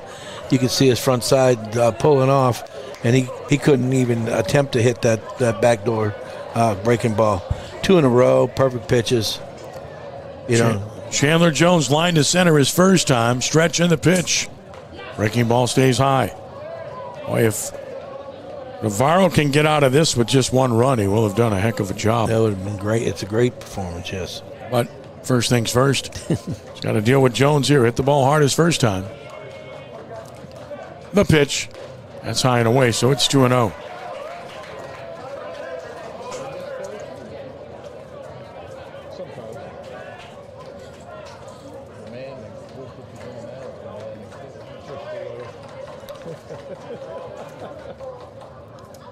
High, and now 3-0 as he threatens to load him up again. It's not his intent, obviously, to go 3-0 on this hitter, but with first base open, he doesn't do a lot of damage if he does lose him. Right now, he'd almost be better off starting with an even count on the next hitter. And it's ball 4, he will, and the bases are loaded again. Gavin Corbin will bat. He struck out looking his first time. Right there to the mound. It's been a real struggle this inning for Navarro. He's given up 2 hits. He's hit a batter and walked a batter. And he's thrown a lot of pitches, too. You know, and you go out there with a 6-0 lead, and really you just want to pound the zone, and that he hasn't been able to do that. So Jeff Lupo will visit the mound. Game 2 tomorrow night at 6:30, as mentioned previously, right here at Crescent Stadium. Beautiful place. Love coming Nightfall arriving here. Yeah. Love coming to Crescent.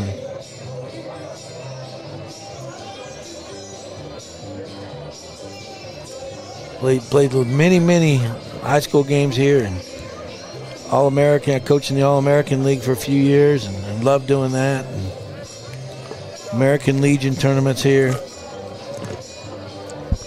If you haven't played at Crescent, you haven't played baseball in the city of New Orleans.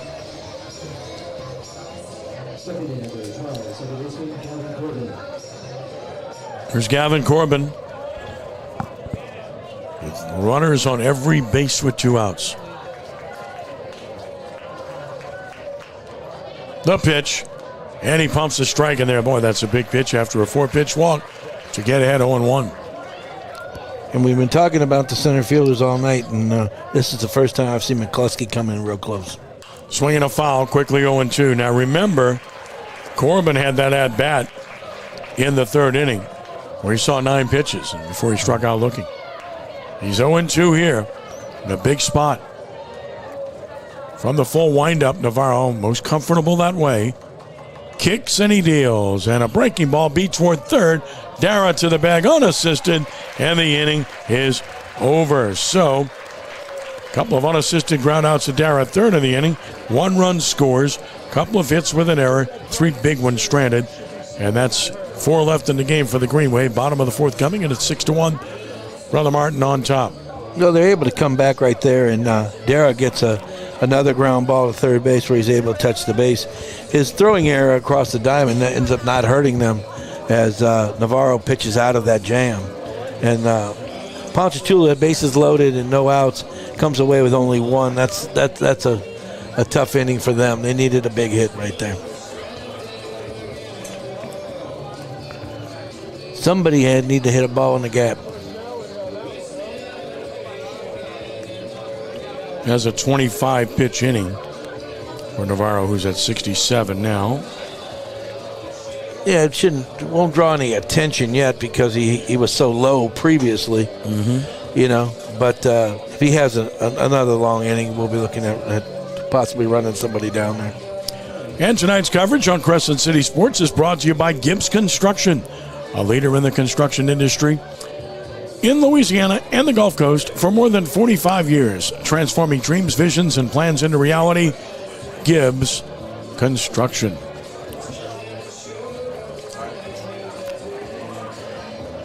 Long-time sponsor there, baby.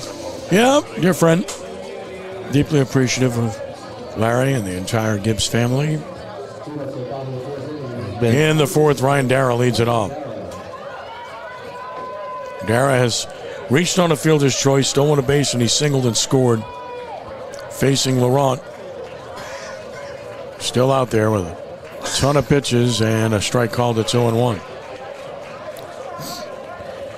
He's still battling, you know. He got through the last inning. That was a tough, long inning. He's got to come out right here and be quick. And he misses. It's 1-1. He needs to be they scored a run. They had a chance. They had opportunities. Now he's got to put up a quick 3 outs and get them back to the plate. 1-1 is shot down the right field line, slicing into the corner. It's foul, and it's unplayable. Long run for Rayford. Ran out of room, and it's 1-2.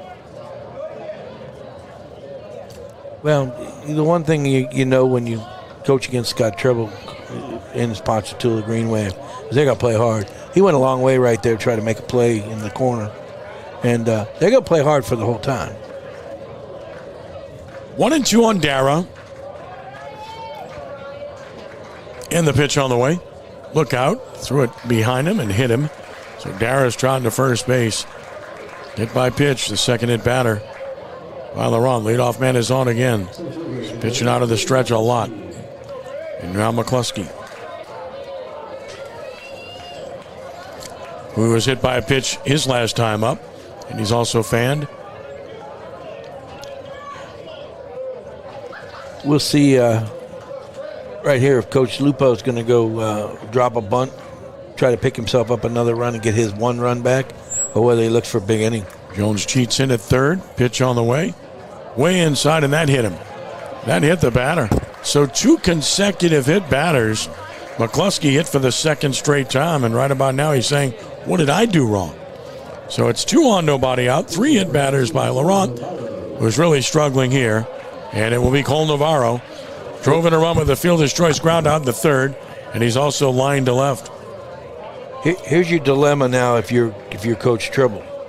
You know with a 6-1 lead in the first game, right now you're thinking, okay, we got to find pitching for 3 games.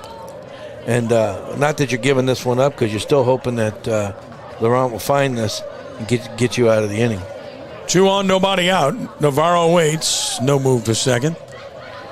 They've had Jace McKinney up a couple of times in the bullpen. He's standing out there right now. The pitch, gonna bunt, and he bunts it foul. No balls and a strike. Not a happy third base coach. Stand in there, get the ball down, then run. That's what he's telling. Execute this. Tack-on runs are so huge in playoff games. They just change momentums. They steal any advantages, any chances you have. 0-1 the count. The pitch, gonna bunt, and he bunts it toward the pitcher. The play will be to first. Sacrifice works. A 1-4 put out, and runners to second and third with 1 out. Well, it's a perfect example of what you need to do. If you're up there to sacrifice, you don't have to make the perfect bunt. You just need to get it down, make people move. The pitcher had to come get it. He gets a big hand from his coach. Yep. Who walks down and dabs him. Just the way you execute this game. Just play the game the way it's supposed to be played. And that is a great example right there. And now Reese Roussel. Ponchatoula did a great job. They did a backdoor to keep him close. They did everything they could to try to keep the guy at second. Roussel takes it down and out. Wild pitch back to the screen. Runner for the plate. He scores. A backhand runner to third, and it's a 7-1 ball game. So the wild pitch scores Dara. And up to third goes McCluskey. That's why the sacrifice is so important. And when executed, it's very effective. Now he makes a pitching mistake. Ball ends up on the screen. You end up with your first tack-up run. Now they still got to keep the infield in and try to keep this from becoming a big inning. They do come in. The pitch. Missed the outside edge. 2-0 to Roussel. Pitcher shaking his head, looking in the dugout. He can't figure out. He thought that was a strike on the corner. He's frustrated right now. 2-0 to Reese Roussel. The pitch. Ground ball up the middle. That's a base hit. That will score a run, and the Crusaders' lead is 8-1. Roussel with his second straight RBI single. Good piece of hitting right there. Didn't try to do too much. He had the infield in. Just shoots it up the middle.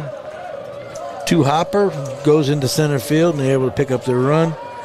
And here comes Coach Tribble. I believe that's going to be it for Laurent.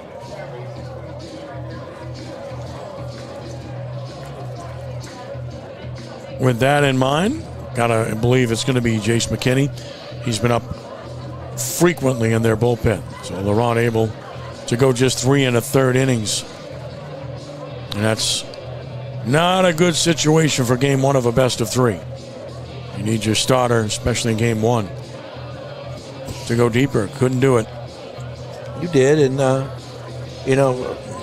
Brother Martin doing a good job of making him work, staying off of pitchers' pitches, getting deep in counts. They got some hits. He put some guys on base. He triggered both of these innings. He walked the guy he walked the leadoff man in the bottom of the 3rd, and he hit the first 2 guys here in the 4th to start those innings. So Laurent kind of triggered the 2 innings for Brother Martin, but execution by Brother Martin after that has been outstanding as they piece the whole inning together and get themselves. Well, McKinney, a 3/4 arm guy, right-hander, 14 appearances. He has a 2-0 record, a 2.80 earned run average. In 15 innings, he's allowed 18 hits, 12 runs and 6 earned runs. He's walked 10 and struck out just 6, so not a strikeout pitcher. He's hit 3 batters, given a home run, and he has a whip of 1.86. Jace McKinney, right-hander, a senior for the Green Wave, with his opportunity. Try to get his team, or keep his team closer in this one. Really, you got to try to. At this point, he's really not as far under as his warm-ups are, where he bends down in his delivery and then stands up to throw it. So he's a kind of a 3/4, and his whip is a little bit high. He's almost two an inning, but right now his job is to come in here and stop this Brother Martin offense and see if he can keep his team in the game long enough for them to get the bats going. Cody Kropp had himself a day. He's 2 for 2 with an RBI, and he scored twice. He'll come in and try to continue his outstanding day. Threw Sell at first and 1 out. McKinney now saying he wants to get rid of the wristband he had, which had the pitches on it, so to speak, and he's going to change it. This one don't talk to me.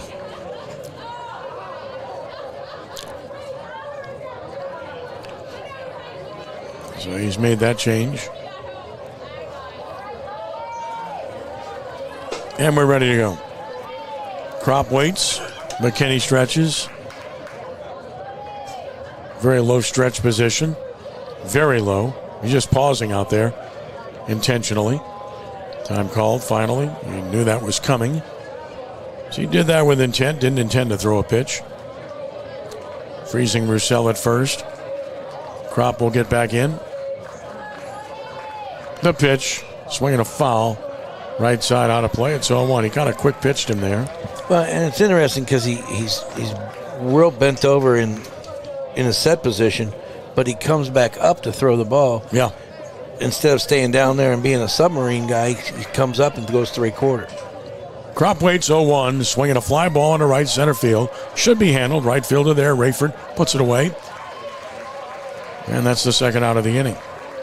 And now Bronson Lamont, who slid to center and popped to short, will bat. He's just odd enough to actually give the hitters a little trouble. Mm-hmm. And it'll take a time through the lineup for them to see it and get comfortable with it, which could give pitch missing away. Which could give the Green Wave a chance to get back in the game if they could get the bats going. Ball and no strikes.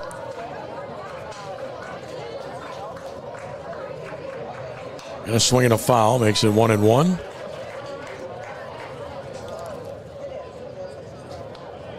It's just different enough, you know. Mm-hmm. Yeah, you get that hunched over look from the stretch. You think he's going to come sidearm, but he's really getting close to over the top. 1-1. Good breaking ball, strike call. Just funky enough. It's not something that you see very often. 1-2 the count. If you ignore how he's standing and just watch the pitch, it looks like it's very similar to every other pitcher. But Down and out. 2-2 now. 2 balls, 2 strikes, 2 outs, and 2 runs home. Here in inning number 4. Now, the one thing he is slow to the plate because he has to stand it up. And a swing and a drive to left, right at the left fielder. There to make the catch is Bess. Inning is over, but the Crusaders add 2 runs, and they do it with 1 hit. No errors, strand a runner. They've left 5, at least 1 in each inning, and after 4, Brother Martin is on top by the score of 8-1 over Ponchatoula. So that closes the book on Lamont, or rather on Laurent, I should say. And Ethan Laurent went 3 1/3 innings, 7 hits, 8 runs earned. He walked 2, struck out 1, had a wild pitch and hit 3 batters. He could lose and cannot win. And on to the 5th we head of an 8-1 game with Brother Martin on top. And Cole Navarro back to the mound. 67 pitches. He struggled last inning, but only gave up a run. Got out of it without any further damage. He loaded the bases with no outs and was able to get out of there with just the 1 ground ball to third base that was almost a double play. Ended up getting, he touches the base and throws across the diamond, gets away, and but only 1 run. Then he pitches the rest of the way and gets himself out of the jam.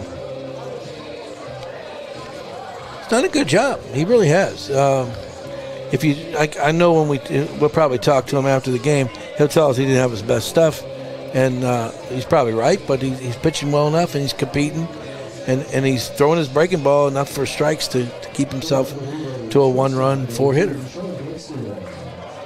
Sean Bankston will bat. He popped to third in the 3rd inning against Navarro, who makes his 68th pitch, a swing and a foul. Left side out of play. It's 0-1. Outstanding turnout tonight on both sides. I'm sure there's brisk concession business downstairs. Down and in, 1-1. Coach Hawkins had a Rooney dog up here earlier. Did you ever get your popcorn? Never did, man. Oh, man. 1-1. There's a bunt toward third. Good idea, but it's foul, and it's 1-2. Now I had lunch and nothing else. And on the plan, last check was down 18 in about 6 weeks. Working hard on it. I like it. That's good. 1-2 the count. The pitch. Missed inside, a buzz ball, and it's 2-2. He reached back a little bit for a little extra on that one and just missed off the inside of the plate. Thus the buzz ball description. 2-2 the count. Navarro slowed it down a little bit here. Now the 2-2 pitch. And a swing and a foul back. So Bankston battling. Staying alive. The senior. Left-handed swinger. Shortstop for Scott Tribble. Another 2-2 pitch. Swinging a line drive into center. That's a base hit. Really good at bat for Bankston. He's on with a leadoff single. And that's 5 hits now for the Green Wave. And they've got the leadoff man on for the 2nd consecutive inning and turn the lineup over for Lane Corbin. Yeah, Bankston hitting in the 9 hole, shoots one up the middle, gets enough of it to get past Wiltz, and goes into center field. And they have Ponchatoula has a leadoff man on. Remember the last inning they left the bases loaded, so they're having their opportunities now. They need to find a way to turn those opportunities into runs. Here's Lane Corbin. Struck out twice, swinging. Once in the 1st, once in the 3rd. Takes it down and in, 1-0. You know, there'll be no gambling. So to come back from this, you either have to get some help or you have to start hitting balls on the nose into the gaps and all, because you won't steal, you're not going to bunt. 1-0 pitch, just missed, and it's 2-0.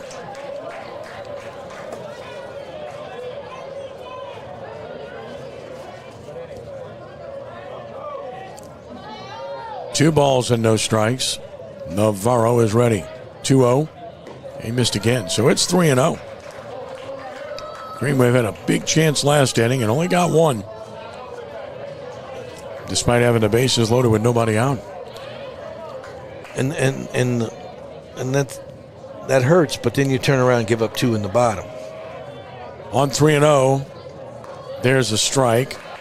Lane was taking. It's 3-1. Wouldn't be shocked if he took again here, down by 7.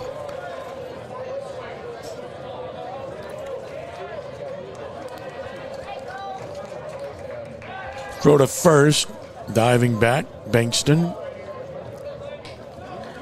Well, he had a big lead right there, too. And you don't need to be going anywhere down 7. No, you don't need the big lead either. That's the point. 3-1, here it is. That's low ball 4. So 2 on, nobody out. They're building an inning like they did last inning to Arthur Green Wave. And here's Jeremiah Best, who's batted twice, and he's 2 for 2. And he scored a run. I don't see anybody in the pen. Nope. So. Well, they've got their number 1 out there. He has had his moments. He's not been as sharp as we've seen him. He's still only given up a run at this point. We're in the 5th. Braither, another visit to the mound. He's done that a few times. Well, last time to Best, they threw him a variety of curveballs. And again, 2 for 2 with a run scored. And a ball or something got loose down the right field line. I'm not sure what that is.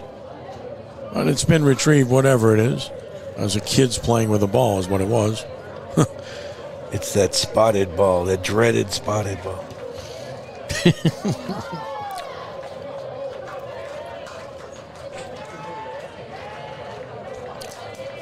The pitch on the way. And he crowds him with a fastball, 1-0. That was a good fastball up and in. He'd been throwing him, like I said, he threw him four breaking balls his last at bat. So they backed him up, and here he's going to get him again. 1-0 the count, 2 on, nobody out. Next pitch from Cole. Swing and a miss. Pretty long swing there, and it's 1-1. Kind of the wind-up swing there. If he can keep it elevated, he'll have trouble with it. On 1-1. Runners lead. Pitch is coming. Swinging a foul. And it's 1-2. And there's a fastball up. Exactly what you were talking about. 1-2 now. Well, I think you're going to see a breaking ball here and be out of the zone. See if he'll chase. A ball and 2 strikes. Runners with their leads. Pitch is on the way. Ground ball towards short. The play will be to second for 1. No throw to first. They get a force on a high chop to Shannon.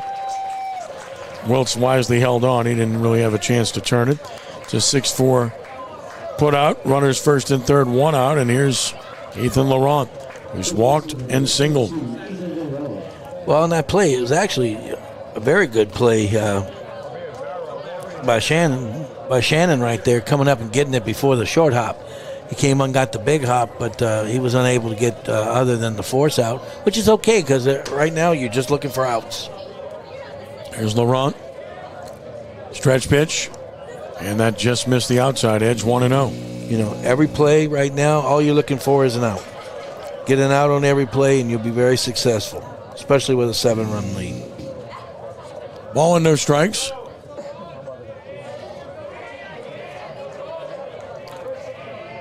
Another.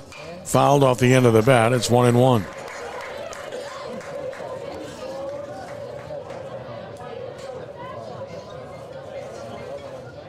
Ball and a strike.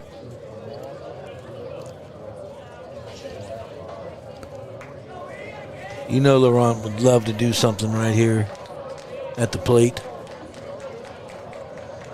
The pitch. Missed away. It's 2-1. Wants to do something to help his team.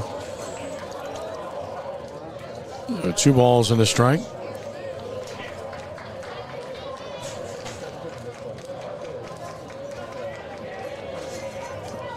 Swing and a line drive, base hit to center, scores a run. So it is an 8-2 ball game as Laurent helps himself his second straight hit. He drives in 1 to make it 8-2 as Bankston scores. Best stops at second, still 2 on, 1 out. And now Rayford to the plate. He hit that like a bullet. He did, and I think he took out some frustration right there. As I know he's disappointed in his performance on the hill, but he's able to stand in there right there and drive in that second run. Here's Rayford. They're in a good place to put up a crooked number here. Pitch on the way is a swing and a miss. It's 0-1. Rayford hitting in a 3-hole. One of their top hitters. It's an 8-2 ball game with 2 on and 1 out. And another high, and it's 1-1. Back pick from the catcher to second. Yep. Wiltz is able to catch it and knock it down.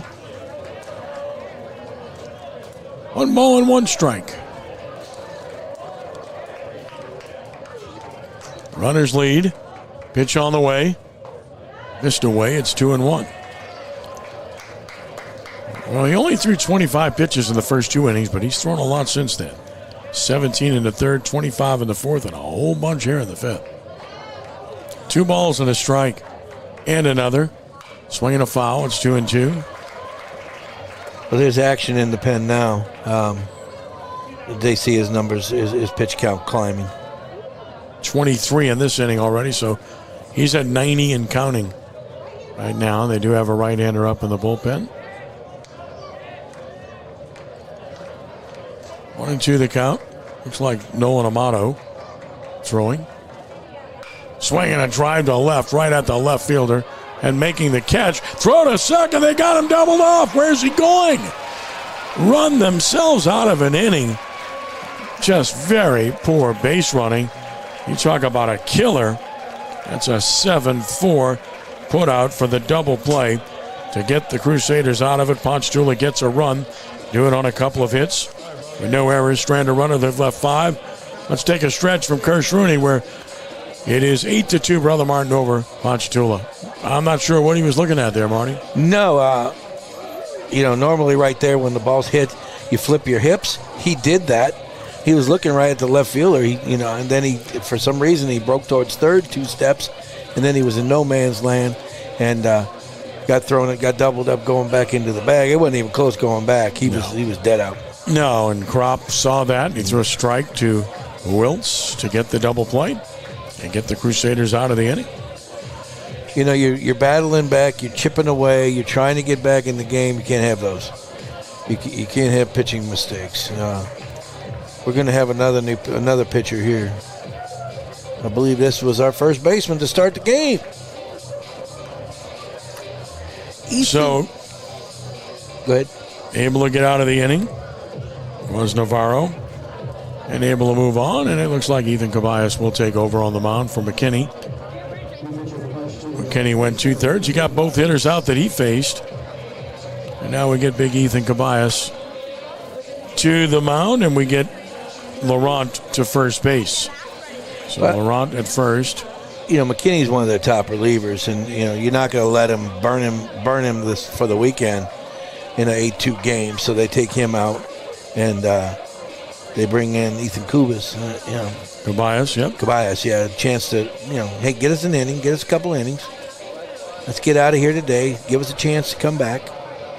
But they're going to have to run the bases better than that. So Caballas takes to the mound, the big left-hander. And he is making his 14th appearance, his 4th out of the bullpen. He's 2-1 with a 2.73 earned run average. In 41 innings pitched, he's allowed 47 hits, 20 runs, 16 earned. He's walked 22 and struck out 33. He's hit 4 batters. And he has a whip of 1.68. And he faces Ben Switzer to lead it off, who's doubled to drive in a run, and he's walked, and he swings, and hits into the air to left. Left fielder Best with a play, going over toward the line now. Will make the catch. 1 pitch, 1 out. Best breaks back. I thought maybe he had a chance. He just kind of circled underneath it and made the catch. So there's 1 down. And Brody Shannon will bat. Lined out to center and had a 2-run double just inside the right field line back in the 3rd inning. First pitch is on the way, and that's in there for a strike. It's 0-1. 8-2 Brother Martin, bottom of the 5th. Bias working quickly with the 0-1. Swinging a fly ball in the right center field, hit pretty well. Right fielder on the run. Center fielder on the run. Neither will get it. Paints the gap. He's going to try for 2. The relay is not in time. Second double of the game for Brody Shannon. Have yourself a night. He finds that we have the 2 outfielders playing a little shallow, and he's able to split them in half, and they're not able to get deep enough to catch that ball. And Brody Shannon ends up with a double.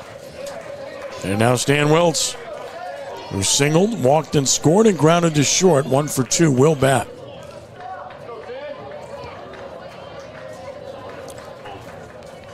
Stands in right side. Pitch on the way. Got a bunt. He bunts it to the pitcher. Caballas wheels, hesitates, throws, safe at first. Well, he hesitated. They throw back to third. Runner safe there. I'm not sure if he got a grip or not, because if he makes the play clean, he's going to throw him out. Yeah, I think he had trouble getting his fingers around that. No other reason. He did everything right. He put his right foot in the ground, spun around, did everything right, but he's a little tardy with the throw, and Wiltz with great speed is able to beat that out. Goes as an infield hit. He's got 2 hits and a walk in the game, and here's Ryan Dara with 2 on, 1 out. Pitch to Ryan. Breaking ball hammered to short, caught. They got a double play coming. Throw him out at first, inning over. So it's a 6-3 double play as they caught Wiltz off first to end the inning. With no runs scoring on 2 hits, no errors, and 1 man stranded. They've left at least 1 in every inning. 6 in the game. We played 5. Crusaders lead it 8-2 over Ponchatoula. Well, turnabout's fair play. A couple of balls in the air that turned into double plays in that inning. Well, Wiltz had a big lead. Took the hard bounce on the secondary, and with the ball just destroyed and hit right at the shortstop, he gets caught in no man's land, gets doubled off. I mean, you're telling him to freeze on line drives, but that's really difficult to do on a ball like that. Well, Navarro's back to the mound, 90 pitches, so let's see if he can get through another inning. Not likely to go the distance at 90 when you got a 115 margin and 2 innings to fill. No, and he's gone 25 in back-to-back innings, or in the third and the fifth. They have 25, 24, so. Yeah. And here in the 6th, they'll be facing DJ Best to lead it off. Because he was rolling through the first 3.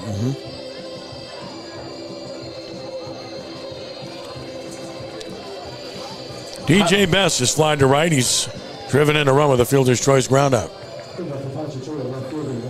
The problem is they got him a 6-run lead, man. That's what messed him up. When it was a close game, he was wiping them out. Here's DJ.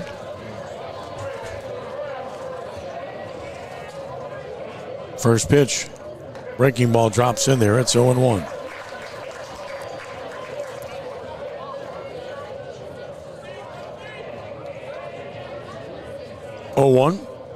Swing and a miss. Good sharp hook there. And it's 0-2 on Bess. Couple of crooked ones to get ahead. And when he throws it properly, he gets good bite. 0-2 and a swing and a miss. So 3 pitches and a strikeout of Bess for out number 1. Strikeout number 7 for Navarro. That was a really good 3-pitch sequence of breaking balls right there. All of them in good locations. Either Caballas will bat. He's singled and he struck out. Sharp single to right back in the 2nd inning for Ethan. Now the pitcher for the Green Wave. First pitch on the way from Navarro. Breaking ball beat foul. It's 0-1. They're throwing him slow stuff away now. And after the first inning, they tried to get one inside, and he just hit a bullet into right field. But now they're just throwing him slow stuff on the outside half and seeing what he's doing with it. Here's the 0-1. Swing and a foul. He got out in front of that one. He's big and strong now. He leaned on that, but he was way out in front. It's 0-2. Navarro takes a quick peek into the dugout at his coach like, you want me to pitch him away, coach? can I throw it slower? 0-2 the count. And the pitch sets up away. Indeed, but it's high and away, and it's 1-2. Nothing like a loud foul ball to get your strike fear into you. Yeah, get your attention. 1-2. in the dirt, 2-2. Big strike zone, of course, with a big man at the plate. 2-2 the count.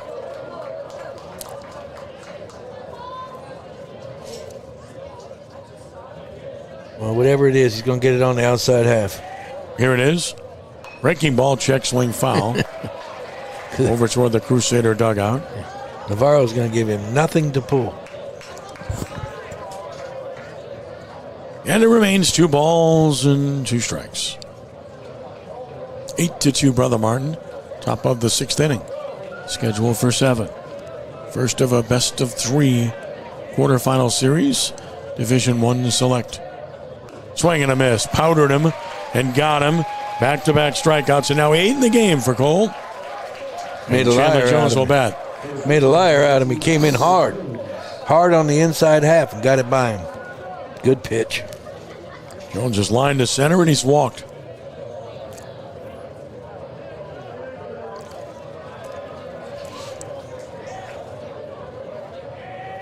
First one on the way, and a swing and a chopper toward third is a fair ball. Long throw coming from Darrow. Won't get him. Base hit. No chance. He had to wait so long on that ball. There was no chance to throw out Jones, who has an infield hit. So the Green Wave have hit number 7. Had at least 1 hit in every inning, but the third. They've had traffic, but they've run into outs on the bases 3 times in this game, which has really short-circuited their opportunity to add more runs. Stolen base. Ooh, look at this lead. Another big lead at first. Gavin Corbin bats. He struck out and grounded out. Throw to first, and he dives back in. Does Jones.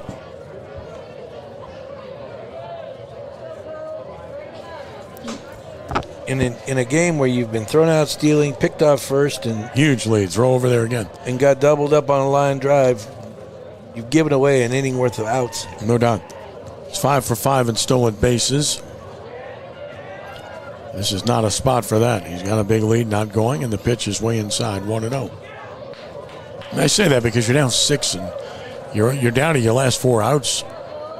You need base runners. That run doesn't mean much of anything. No, I mean, he's huge as far as a run if you can get him home, but the outs. Well, in the grand scheme, you've only got 4 outs left. You can't afford to run into an out. Right. I mean, I'm not saying steal him. No. You know, his lead is actually too big for the situation because it's close when they pick. That's what the catcher's telling the pitcher. Let me pick him up.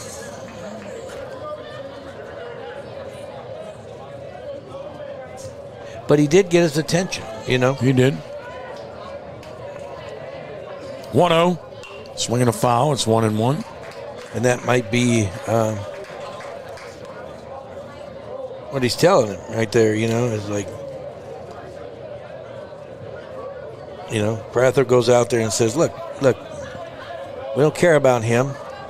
You come back here and get your concentration on home plate. I don't care how big his lead is. Check of the runner, the pitch. Swinging a foul. It's 1-2.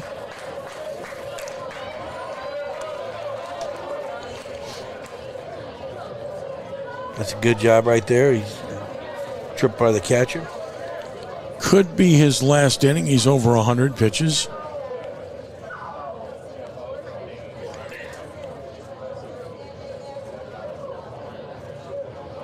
This will be pitch 104 coming up. If he gets an out right here, he could start the 7th inning. 1-2. Didn't get the out. It's down and away. It's 2-2. Lots of times the coaches like to go ahead and let him run out the whole 15, you know. Especially in a best-of-3 series, you like to save your pitching. 2-2 the count, and ground ball is short.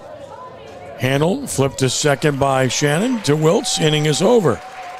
No runs and a hit. No errors and a runner stranded. That is now 6 left for Ponchatoula. So we head to the bottom of the 6th, and it's still 8-2. Brother Martin on top. So now it becomes a matter of, does he start the next inning with about 9 or 10 pitches left, Marty?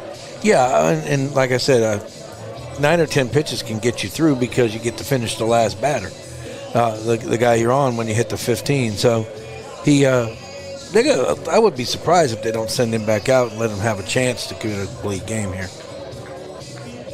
Yeah, I would think so, depending on how he feels, but certainly would think that would be the game plan. Now you could just score 4 right here and not have to worry about that. But and today's coverage on Crescent City Sports brought to you by Lamarck Motor Company in Kenner. Lamarck Lincoln, the only Lincoln Black Label dealership in the market. It's more than ownership, it's membership. There must be a reason.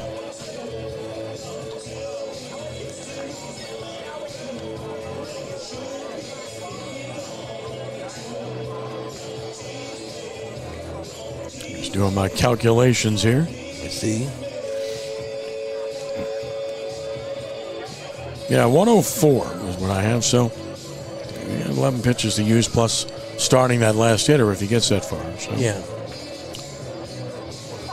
I'm saying he could very easily face 3 batters. Now he'd have to get them all out. Yep. So it's on to the bottom of the 6th. Crusaders will have McCluskey, Navarro, and Roussel up against Cabayas, who got out of the last inning with a double play on a line drive to escape without yielding any runs. 3rd pitcher of the game for the Green Wave. First pitch, swinging a ball fisted to second. Easy hop. Corbin throws him out. 1 pitch, 1 out. McCluskey retired. Here's Cole Navarro, who has a fielder's choice to drive in a run, a sacrifice bunt, and he's lined to left.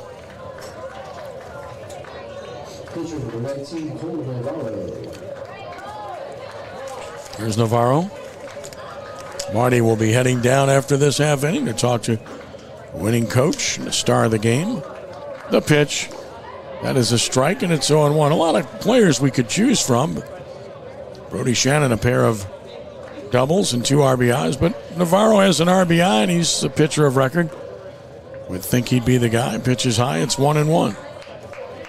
Cole Navarro, number 19 for the Crusaders, the 1-1. It's down and in. It's 2-1.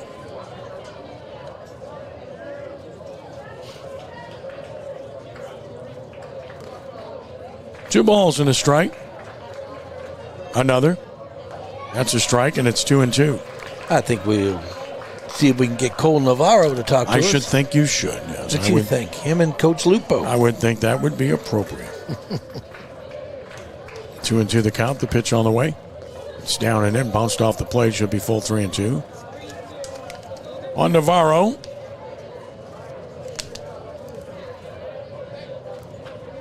Three balls, 2 strikes.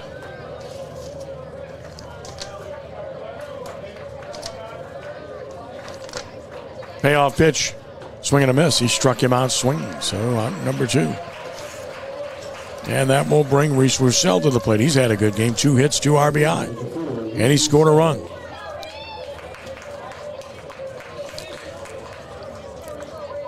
He had a chopper down the first base line for 1 hit, and then he had a infield in single right up the middle for another.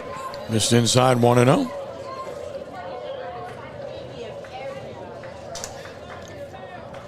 Navarro right now with 8 strikeouts in the game as well. Strike called. It's 1-1. Scattered 7 hits. A ball and a strike on Roussel. The pitch. Ground ball up the middle of second. Nice backhand pick. Corbin. Nice play. Threw him out. Cabayas with a 3-up, 3-down inning. So we've done 6. Last chance coming for Ponchatoula.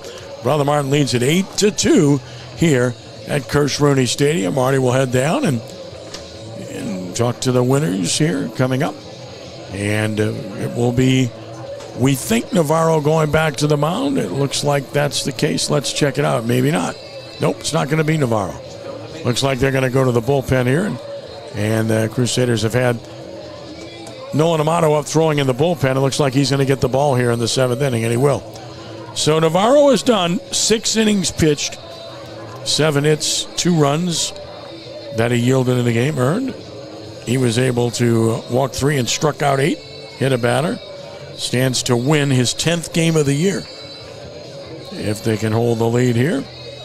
And Nolan Amato will try to do just that for the Crusaders as he takes over. Amato is on for the 10th time.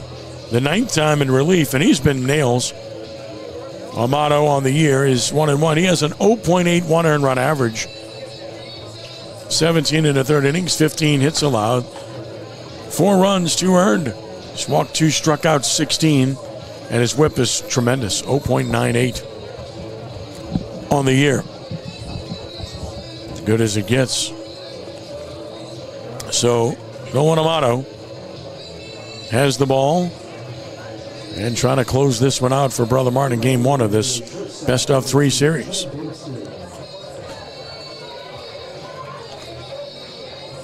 And here we go in the 7th inning. Last chance for the Green Wave. Sean Bankston will lead it off. He has a base hit and a run scored. He's 1 for 2.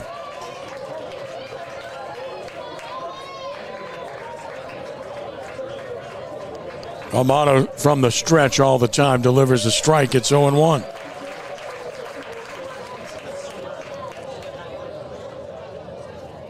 Top of the order to follow, Lane Corbin and Jeremiah Bess. 0-1. Missed the outside edge. It's 1 ball and 1 strike on Bankston. Nolan Amato, a sophomore. Great future. Ready and pitching. And a swing and a foul. It's 1-2.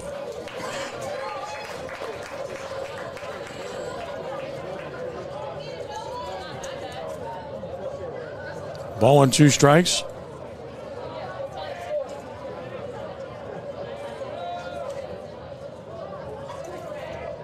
One, 2. Swing and a foul. Let's do it again. And a ball and 2 strikes.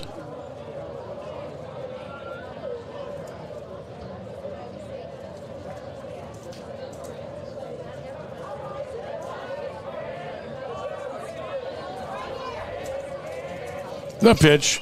Swing and a foul. Bankston battling. Staying alive.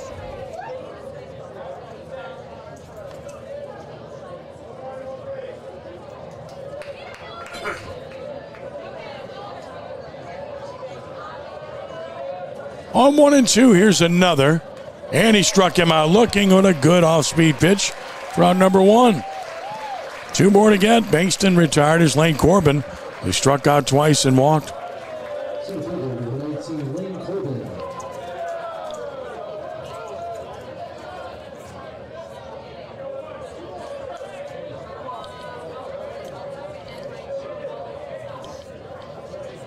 The pitch. Missing away, 1-0.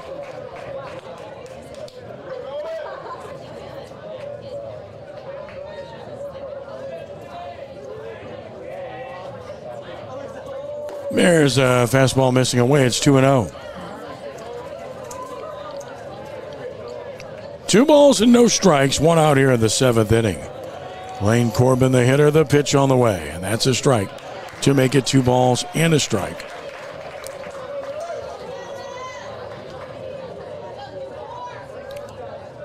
Now the 2-1. That is a strike call with a heater. And it's even up at 2-2.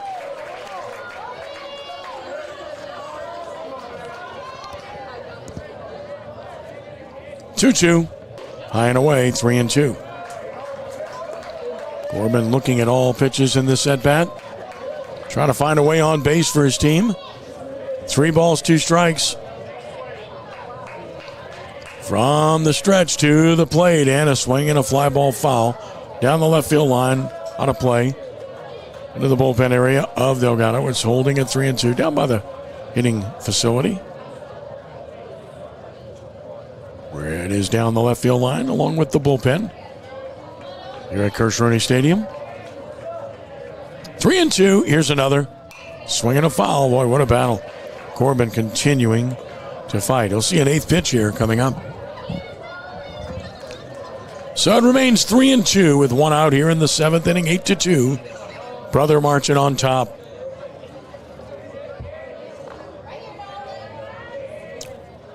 And another ground ball to second. Wiltz has it, throws, got him, 2 gone. Crusaders are an out away. And here's Jeremiah Bess, who has singled twice, scored a run. He's 2 for 3, and he's the last chance for Ponchatoula.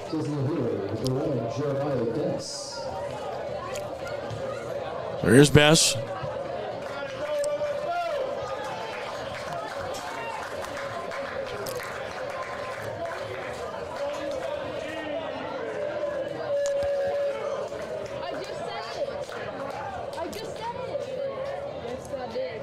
The pitch. Swing and a miss. He went around, I believe. Yep, he did. Waved at a breaking ball, 0-1.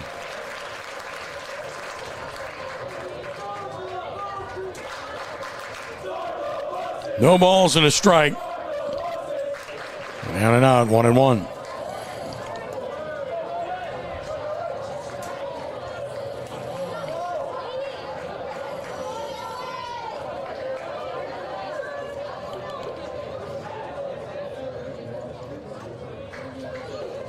Swing and a miss. It's 1-2. Crusaders a strike away. 1-2 the count with 2 outs and the pitch on the way. Swing and a miss. He struck him out. That's a winner for the Brother Martin Crusaders, who have defeated Ponchatoula by the score of 8-2 here in Game 1 of this best-of-3 series, as Nolan Amato comes on and he shuts it down here, retiring the side in order in the 7th inning to put this game away. In a solid performance by Brother Martin in Game 1. Really left no doubt about the way this game unfolded, that they were going to emerge victorious here this evening. Brother Martin takes Game 1 by the score of 8-2, and we'll get the totals of the game for you. For Brother Martin, it was 8 runs, 9 hits, 1 error, and 6 men left on base. And for Ponchatoula, it was 2 runs, 7 hits, no errors, 6 men left on base. The winning pitcher was Cole Navarro, 6 innings, 7 hits, 2 runs, walked 3, struck out 8. He's now 10-1. The loser, Ethan Laurent, he drops to 2-4. The game took 2 hours even to play, and Brother Martin wins it 8-2. And with that, we head down to Marty Luquette with Coach Jeff Lupo. Take it away. Here we are. Coach Jeff Lupo, nice win. Nice win. Complete game. Started on a mound. Cole was really good. He scattered 7 hits, got a lot of soft contact, and guys made plays behind him, and then we were able to we had a big inning. I think it was in the 3rd where we were able to put up a big crooked number and then kind of, cruise from there. So got to finish these guys off. They're a good club, well coached, and very disciplined. So it's a good win for us to get out front. They do a good job. Triple put together a good senior group here. He came in, but you all handled your business. Yeah, this is a veteran group too. Some of these guys have been starting for 3 and 4 years. Very hungry. They've stayed very humble and very hungry, and very excited for the things that we can do. Well, congratulations again, and go out and finish this up. Thank you all for being here. Okay. Good. We're with Cole Navarro. Nice performance. Thank you. Probably not one of your vintage jobs, but you gutted that out. Yes, sir. I just trusted my defense behind me through strikes and let them work behind me. You did a good job. Your breaking ball was on, yes, sir. and then you competed. That's a good club right there, and you all handled them. Yes, sir. We knew coming into it would be a small ball, like they'll bunt the ball, and then once the breaker's on, you just keep them off balance the rest of the game. The big 3rd inning changed everything in mindset and all? Yeah, yes, sir. It helped me pitch for the lead. I know my teammates got my back. They'll score runs for me, and I just went up there and threw strikes. Well, it was your 10th win of the season. You knew that. I felt great. Yeah, not much to it. Once again, congratulations. Thank you. And you all, good luck to you all the rest of the way. Kenny, thank you. Back to you. All right, Marty, thank you very much. Great job by Cole Navarro. Great job by Jeff Lupo. Great job by the Crusaders, who win it convincingly here in Game 1 of this best-of-3 series in Select Division 1. 8-2 was the final. As mentioned, the totals once again, 8 runs, 9 hits, 1 error, 6 left Brother Martin, 2 runs, 7 hits, no errors, and 6 left Ponchatoula. The win goes to Cole Navarro, 10-1, and Ethan Laurent takes the loss, and he is 2-4. The game taking 2 hours to play, and the Crusaders winning by the score of 8-2. And Brother Martin has won 11 straight games now, and 28-6 on the season with the victory. And Ponchatoula drops to 21-12 with the defeat. Game 2 of this best-of-3 series is set for tomorrow at 6:30 here at Crescent Stadium. Game 3, if needed, would be Saturday at 3 p.m.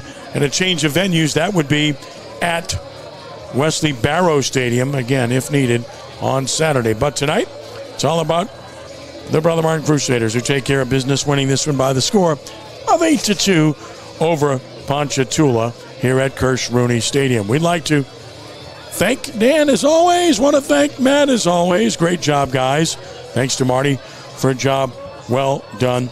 Also, thank you for joining us, and stay with Crescent City Sports for the latest in high school sports coverage, including upcoming broadcasts. And be sure to tune in to CSPN.live for coverage of the remaining games of this series. Again, CSPN.live. We'll post it at CrescentCitySports.com. Make sure you do so. For Marty Luquette and our entire Crescent City Sports production team, I'm Ken Trahan, reminding you that our final score was Brother Martin 8, Ponchatoula 2. Thanks for joining us, and be a good sport, and God bless you one and all. We are rounding third and heading home. So long.